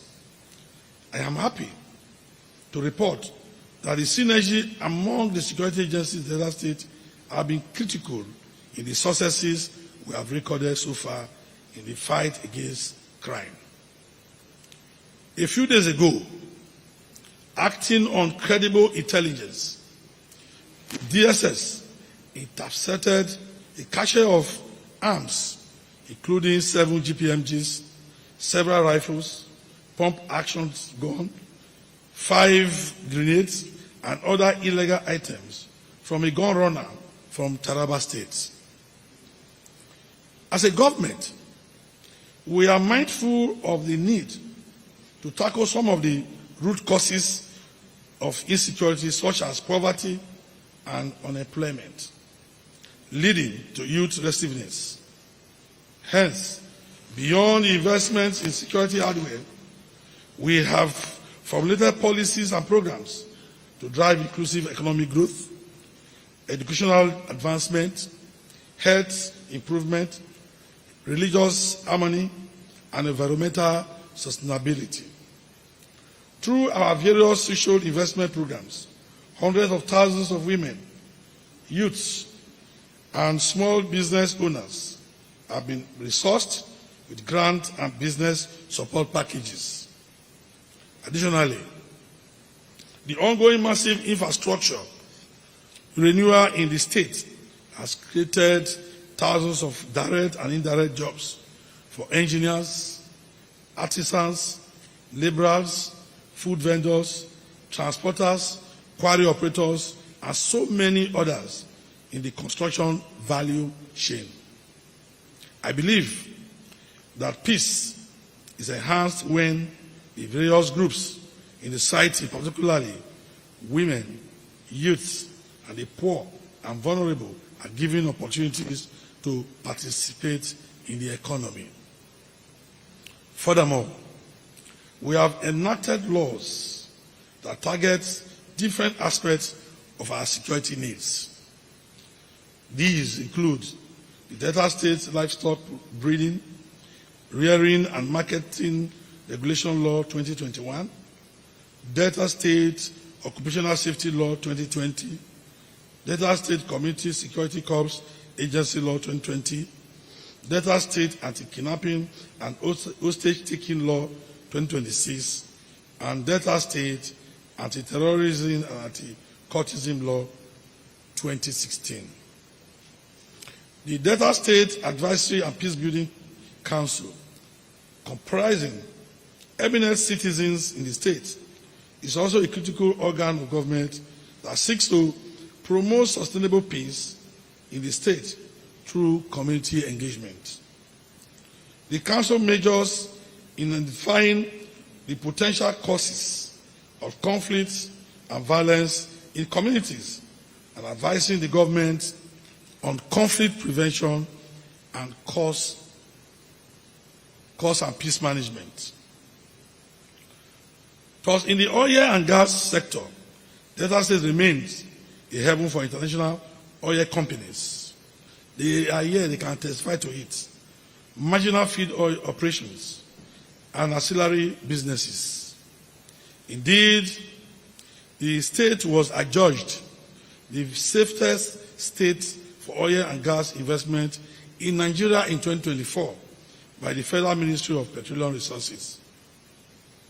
It is our desire that the peace we currently enjoy is not only sustained but also augmented in line with the 4 pillars of this administration's small agenda, which is enhanced peace and security. It is obvious that security is one of the most expensive costs of governance. Statutorily, 0.5% of our IGRO is allocated to the trust fund monthly.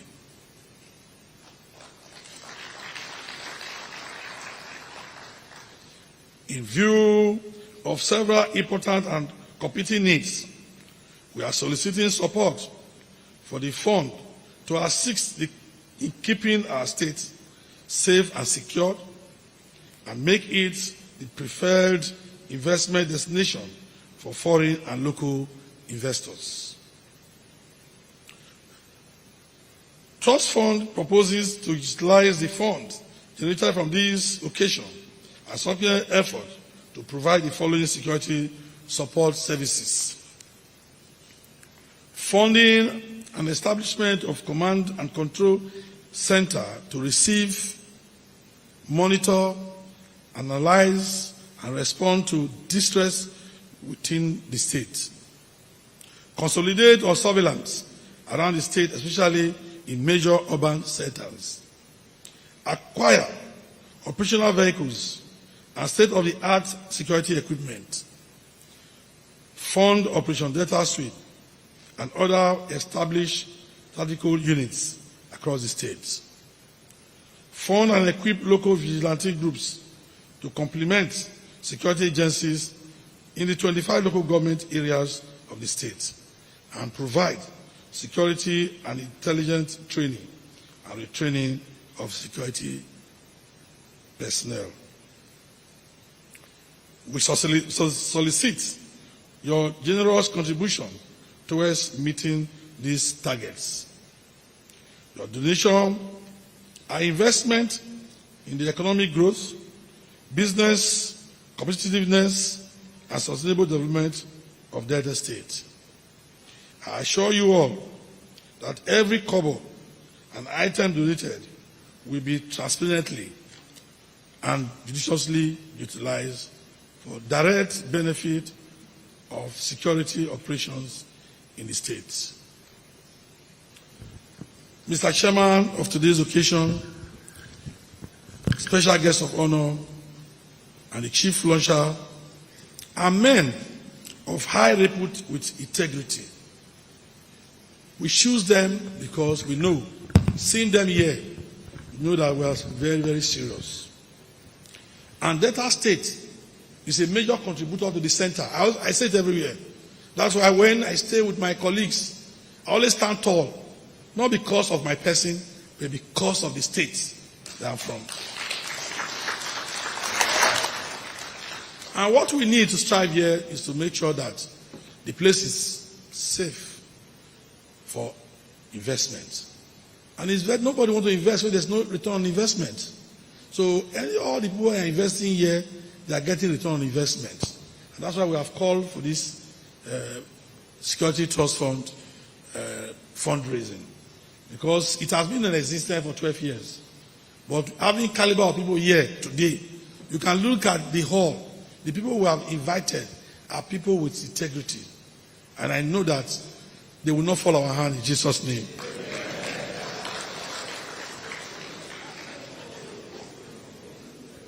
Going forward from this event, I shall set up a committee of diverse experts to help review our strategies and prioritize our interventions.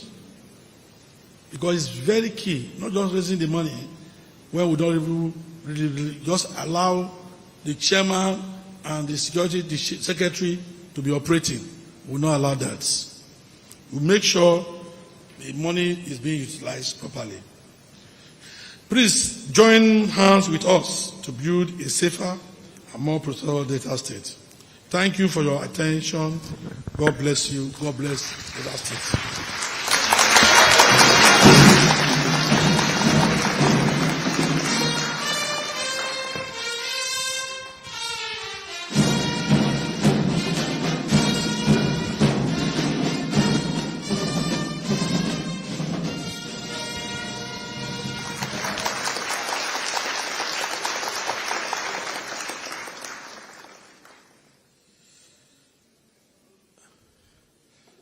Let us allow His Excellency shake all the hands he would like to shake.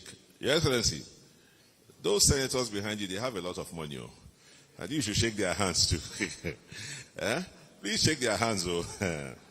Don't say I didn't tell you.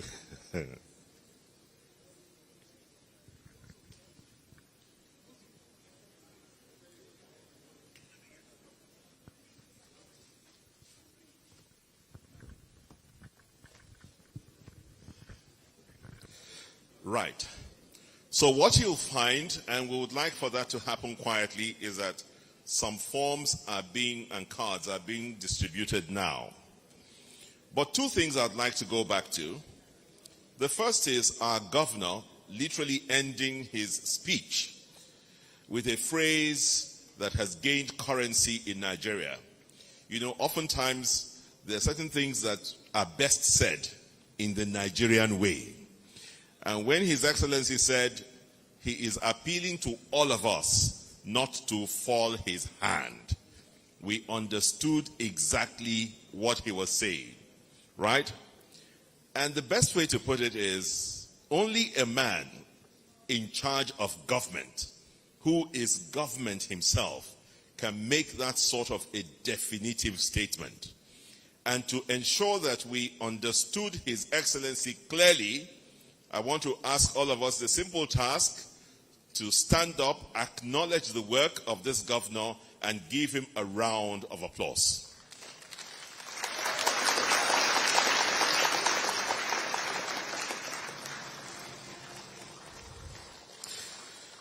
Thank you, Your Excellency. Please be seated. You will also remember that because of the sequence of events, we didn't have the opportunity to properly introduce the governor, not like he needs that introduction.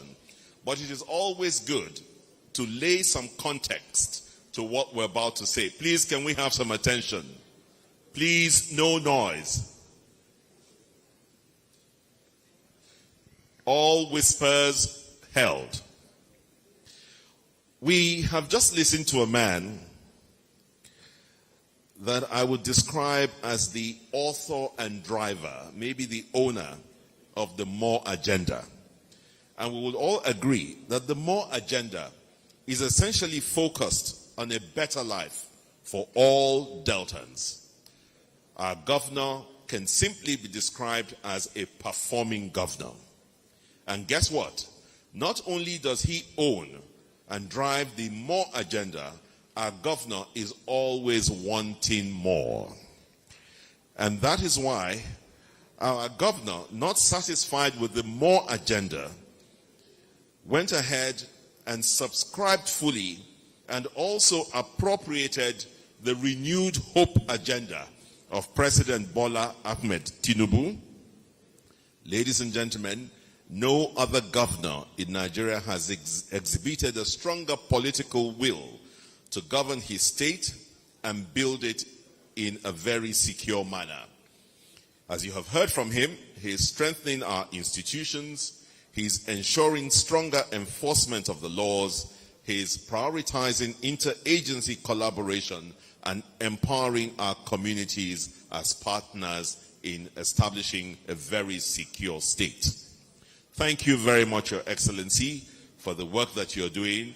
If you feel like he deserves another applause, you can give it, otherwise we'll move on.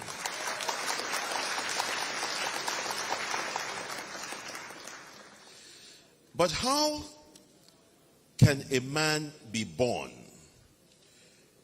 and the name you are given is the name government? How does that happen? Today I want to speak of a man, a Nigerian, a Dalton, who cut his teeth in business. From business, he went into political activism and what I may describe as forceful advocacy, not only for Niger Delta citizens, but for all of Nigeria. His efforts have contributed to the amnesty program of the federal government and the indigenization efforts in the oil and gas sector. He's become a known philanthropist and a rallying point not only for the Ijaw nation. This man, whom we are told is a religious leader of an indigenous belief system of the Ijaws, listen to this, devised a homegrown solution to the perennial problems of oil pipeline vandalism. You can link the two. Ladies and gentlemen, we have today a man who has done very well in protecting Nigeria's oil and gas infrastructure and other critical national assets. Provider of security solutions, intelligence and risk profile, combating oil theft and community development. In 2023, the Nigerian Maritime University awarded him an honorary doctorate degree. Please welcome the man known by his real names, Government Ekpemukpolo, aka Tom Polo, our chief launcher for today. It looks to me like he's not a man of many words. Sir, I welcome you, and I'm sure the CEO of Tantita Oil Services, Security Services, will be coming perhaps to echo the words of our chief launcher. For we are told this is the first time our chief launcher would emerge from wherever it is he is made home within the crevices of the Ijaw nation to come out here to be with us. So his CEO, Tantita Security Services, will speak to us on behalf of our chief launcher. Sir. Your Excellency, sir, Mr. Chairman, sir, please permit me to stand on existing protocol. When we saw that I Chief Government Owezide Ekpemukpolo had been picked by His Excellency to be the chairman, the chief launcher of this occasion, we thought that when we come, we'll be seeing people of our category. We never knew that when we come, we are going to be seeing the A to Z of banking here. Who is a common pipeline security person in where the whole of the Nigerian banking sector is. But then, it's our state, it's our responsibility. And so, distinguished ladies and gentlemen, it gives me great honor to stand before you today as the chief launcher of the Delta State Security Trust Fund, a landmark initiative that reflects our shared resolve to make Delta safer, stronger, and more secure. Security is a cornerstone of sustainable development. No community, no investor, and indeed no government can thrive in an atmosphere of insecurity. What we are launching today goes beyond financial contribution. It is a strategic investment in peace, progress, and protection of life and property across our state. I must commend His Excellency, the Governor of Delta State, for this visionary initiative, and the Security Council for institutionalizing a framework that allows public-private partnership in addressing our security challenges. This is the kind of proactive governance that transforms society.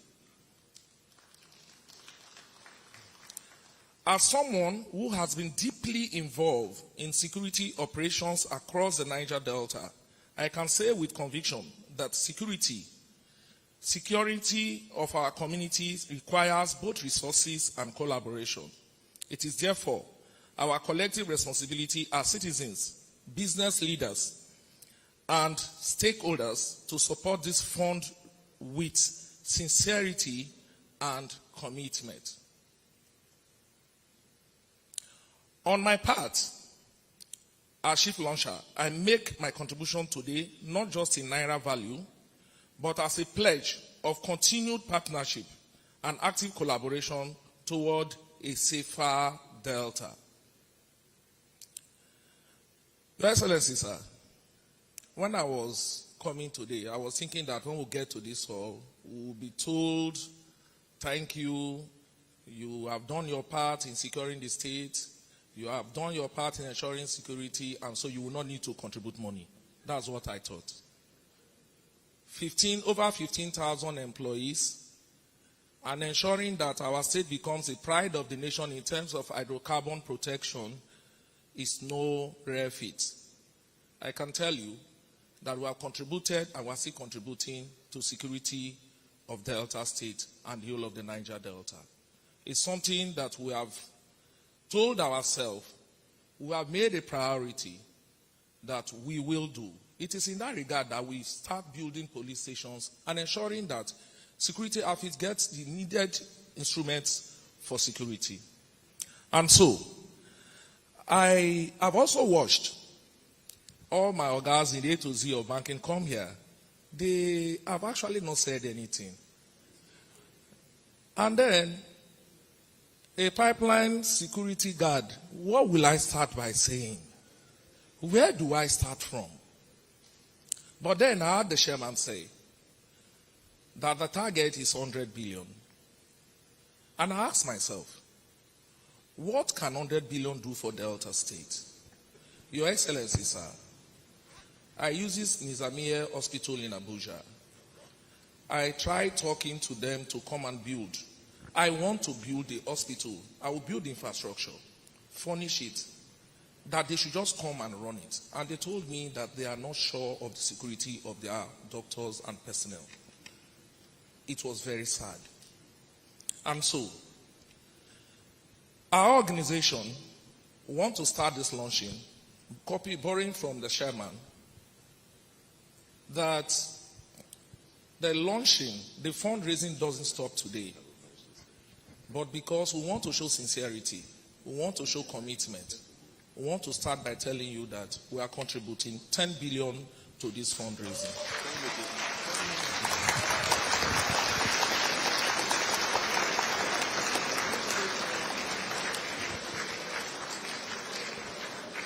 And we want to still plead, as a chief launcher, that we all approach this with sincerity of purpose. Thank you very much, and God bless us all.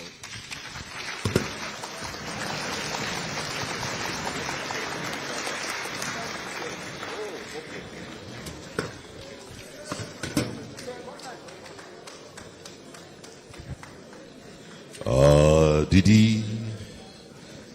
That is the kind of chief launcher that makes you dizzy. God damn.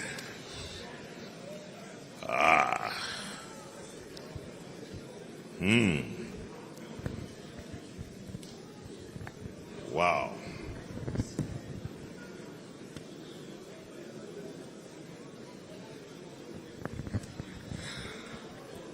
All right. Bobby. Yes, sir. You're still trying to catch your breath, huh? Ooh. Okay. Like some will say, it shocked you, Abi. All right, we shall move on. Thank you very much, Chief Tompolo, for setting the tone properly for us. Even our chairman of the occasion is sitting down quietly now and re-evaluating what he told us earlier on. I know the way Mr. Imokwede's mind is working. You know, for someone who just sat down quietly to do that kind of figure. But it's okay, we trust you. And we know that, like the governor says, you will not fall our hand. Ladies and gentlemen, we would proceed with this in no particular order. Let me invite a friend of the state. He does business globally. I almost didn't recognize him because he's put on a lot of the prosperity is showing. So please let us welcome Chairman CEO Shoreline Resources, Kola Karim. A round of applause for him, please.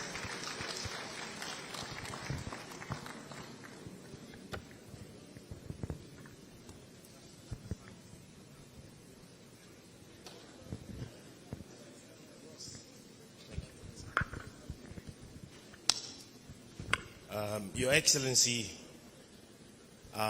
dear Governor, I'll stand on all existing protocols.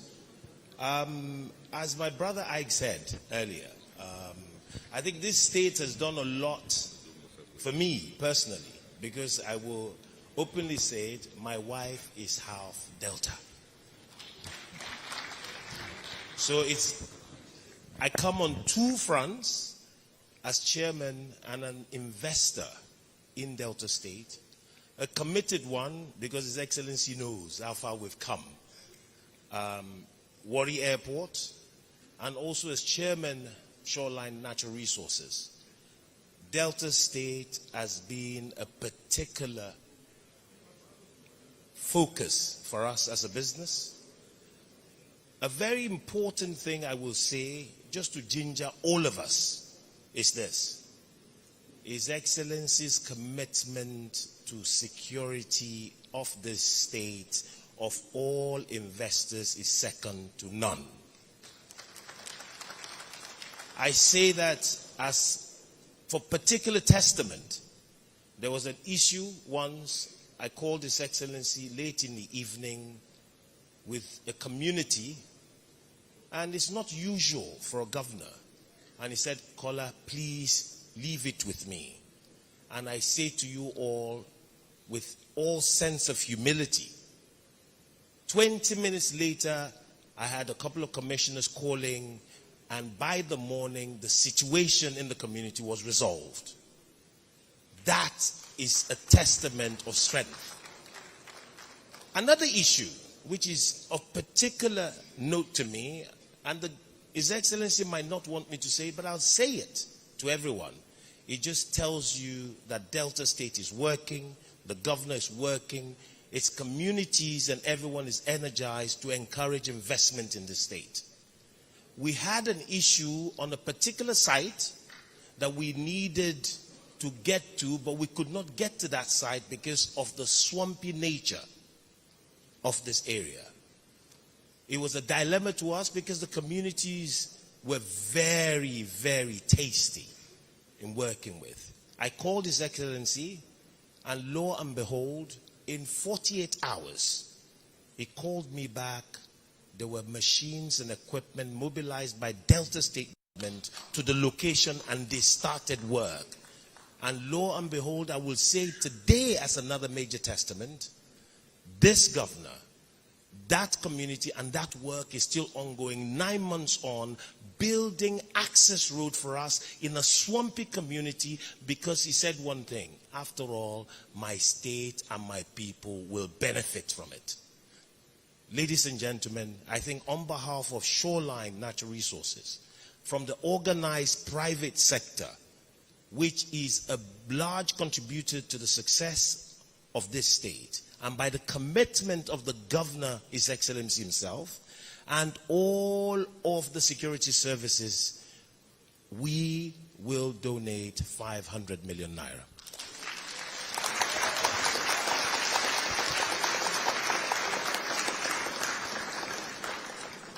Thank you very much, Mr. Kola Karim. 500 million naira. The ball is set rolling, ladies and gentlemen. We have been told to inform us that please, if you picked up the form, go ahead and fill the form right now. Go ahead and fill the form.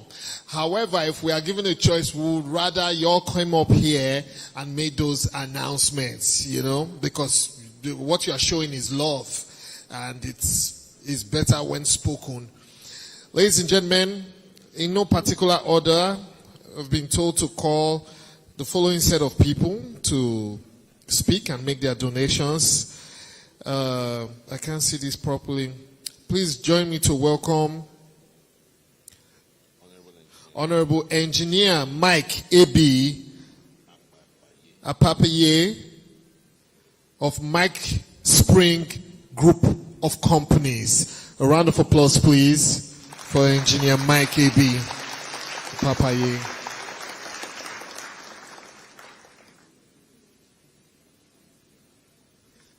Also, please feel free to request for the forms if you haven't got anyone yet. All right, I think I'll move on to the next name if we don't have Mike A.B. here. Please. Before you do that, let me recognize the presence here of the Deputy Group CEO, Oando, Nigeria, Chief Mr. Prince Mofe Boyo, who's here. He is, as usual, declined to come to the microphone, but he's filling his form as we see, and in anticipation of the big figures which I'll find on that form, I ask us to give him a round of applause. Not enough space on the papers for the zero, right? All right. The second name I've been given here is the CM Don Parker Group, Engineer Toyo Omashuli. Engineer Toyo Omashuli, please. Are you in the building? All right. Is Engineer Toyo here?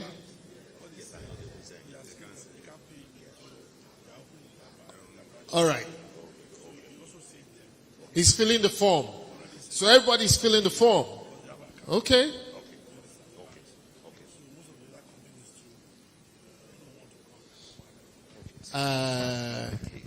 Honorable Minister, you are filling the form. Fill the form and give me. I want to help you announce it. Put your salary. Put your salary. How much? Nah lie. Ma find out. All right. Okay. Please, ladies and gentlemen, if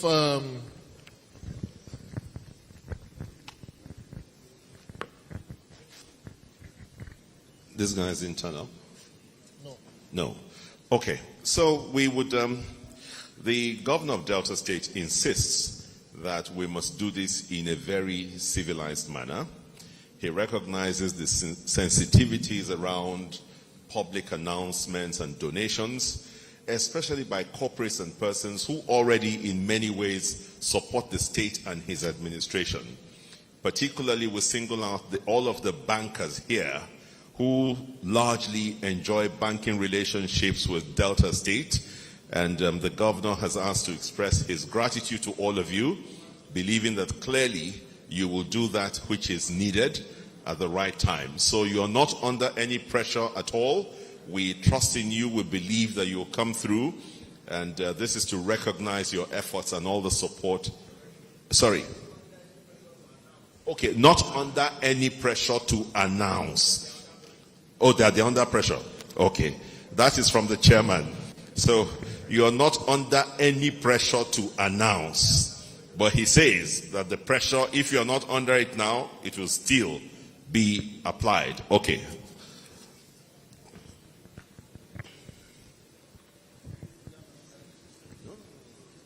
Thank you very much. Thank you very much. You see, this business today, apart from the banks, they have made their pledge. They insisted that they don't want their money to go to any branch. They want to put in their branch. I know them very well.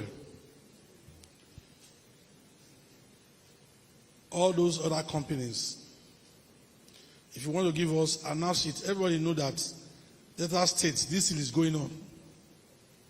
The whole country is aware that we're doing fundraising. For my minister to be here, for my senator to be here, is a serious business. Delta State is a big state. So all those companies want to hear from you. If my brother Tompolo can do his own openly, and Kola Karim can do his own openly, so what are we? So let us show your hand. Not when you come, they give you form. They will give you form. You go and put small money. Minister not here. Minister not here. Let me tell you, Minister not here. Life, I'm saying it here. You are producing every day. And if you don't make a statement here, we know what to do. That's the truth. You are producing every day. So don't call me after 2 days that there's no production. So I'm telling you now, you need to speak all the one. Ramos, come. Let people come. Let me. Willis, come. Let me call you to come out now. Come and speak. It's not to throw money in parties. This is now we need it for our state. Am I not right? You know, when I decided to speak, is the chairman who said, I need to speak. Ramos, sorry I'm calling you out. Ordinarily, I ought not to hold this microphone. But chairman insisted. Say, Excellency, let's do it now. Hold this microphone. If they see your face, they will do. So,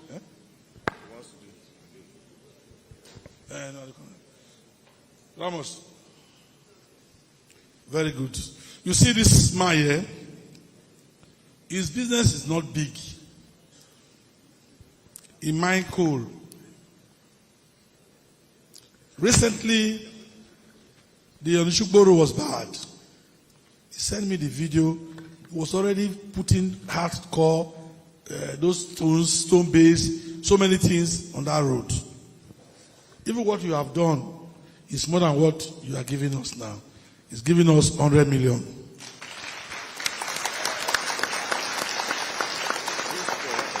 $100 million. Is it not 400? It's not 100. Where is the SSG? Yes. Willis, let me take from you. Yes. Just tell me I will answer. Willis said he's giving 1 billion. Thank you.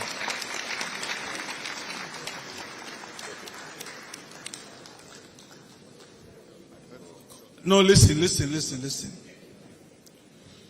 You know, we have share there. Even though people have watered our shares, I don't even say anything. That Middle Town here, we know how it started. So if you don't contribute here, say because you have not consulted, go and consult now and come back here.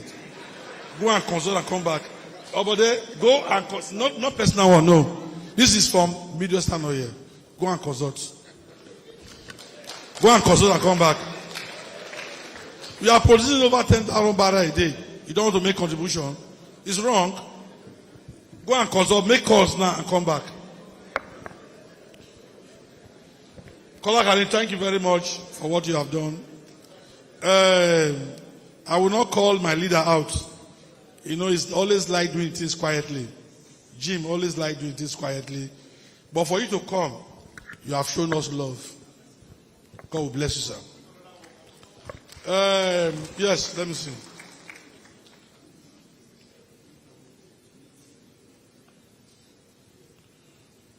Who is this one? Setraco, 100 million. Setraco, you are doing business here, and you are the one doing the Shekiri Road.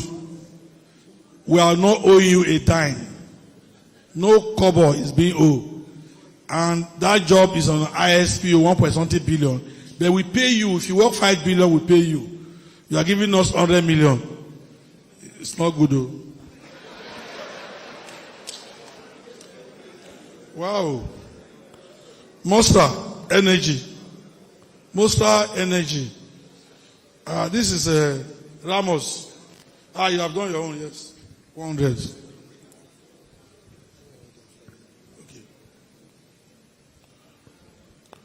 Okay. This is my brother. You need to come and do business here. Obi Kubana. Kubana Group, 100 million. God will bless you.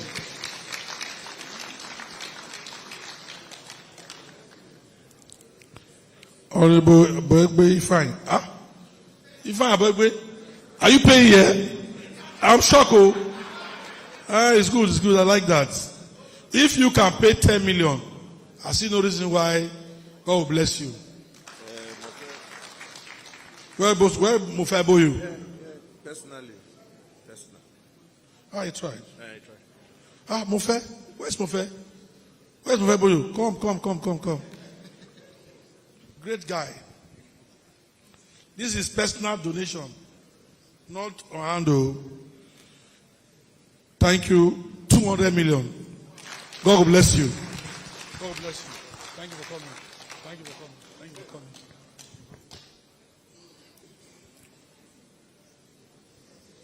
For governor to do MC, you know it's very serious. In fact, as you take over the work, Abima go sit down for your chair. No. You know, before this place started, before I came here to look at the hall, and I said, I invited 3 traditional rulers. They said, Oluwafori said somebody said, no, not possible.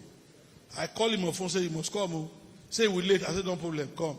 And I thank you for coming. God bless you.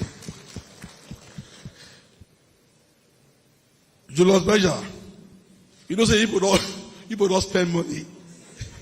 It's only to do good work. Julius Berger, everybody know you people don't spend money. We only know you for quality job. If not, your hand is erudite. Okay. They managed to give us 100 million. You tried.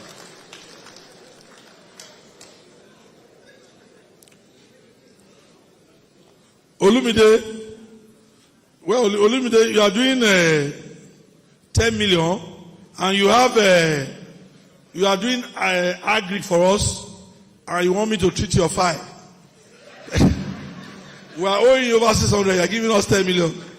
Don't worry, we'll treat it next month. 10 million. Thank you very much. Who is this? Contemporary Group. You are doing very good work. Even it's not about the money. 5 million. Naja Construction, 20 million.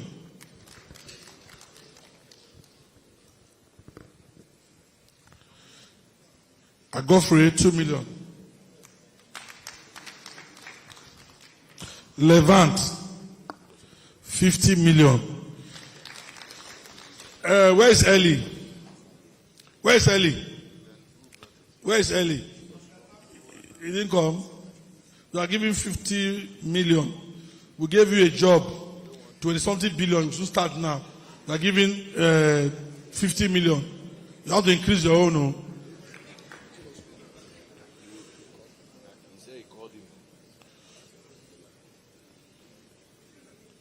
He called you. He called you. So he's the one that said what? You sure? He said, Julius Roni, 500 million.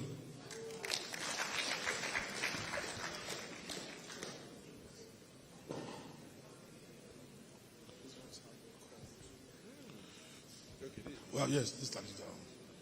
You should that one again.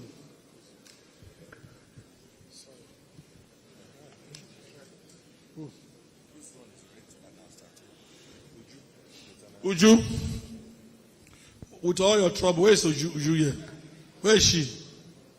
Where is she? Where's my sister? Uju, with all the money you are making from this state, you know everybody, you know TP, you know all of us. They are giving us 100 million. Thank you. She tried. Our sister now. Kingsley Erugbem, 10 million. She tried. All these are small companies now. North China, 50 million.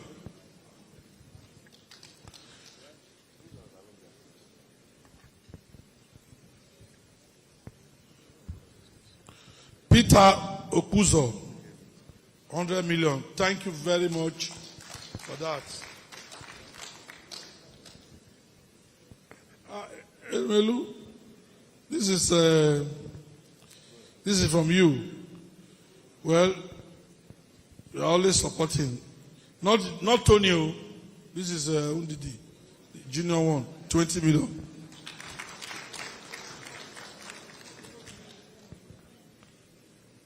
Wow. Rain not here. Where is Gabriel Weche? Is he here? Chief. Where is he? Okay, I can see him. Thank you very much. It was so cheap that this fundraising is very important. You're giving us 100 million.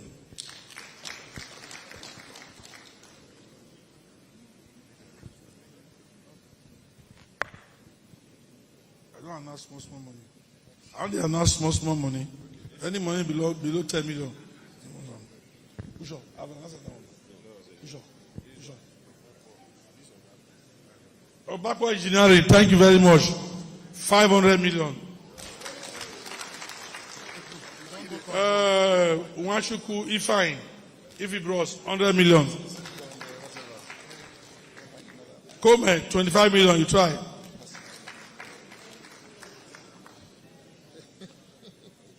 Okay, Kena. Ifaku, Ike, 20 million. Okay, not oil. Thank you. My law, 50 million.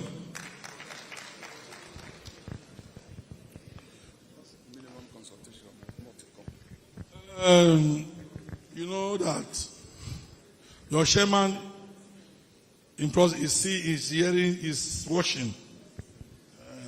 We will not accept 150 million. You are saying 150 million, we will not accept 150 million. So, but for now, 150 million. We are going to take 500 million from you. I know what I'm talking about. Huh? Okay. Obade Ibru, personal, 25 million. Thank you very much. God bless you. Ubedan,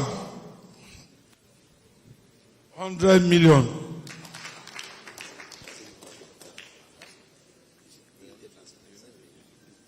You know, I've announced it. Chapstone. I've announced it, 100 million. Platform Petroleum. Is it here? Where is Platform Petroleum? Is it here? 50 million.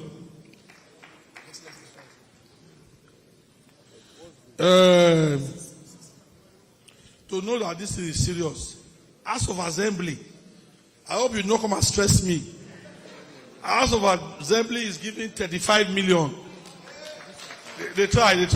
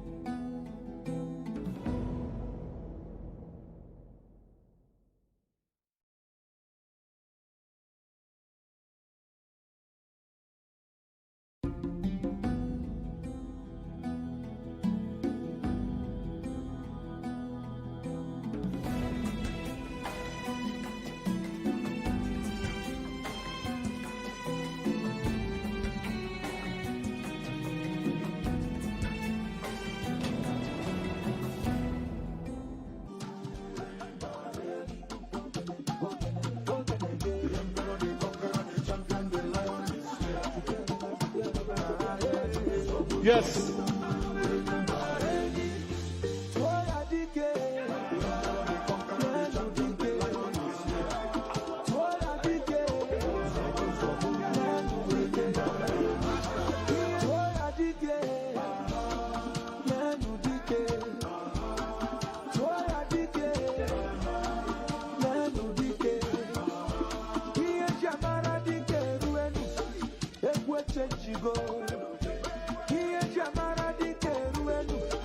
Yes. The rave of the moment on the TVC News support group. Biko, Mutabano. This support group.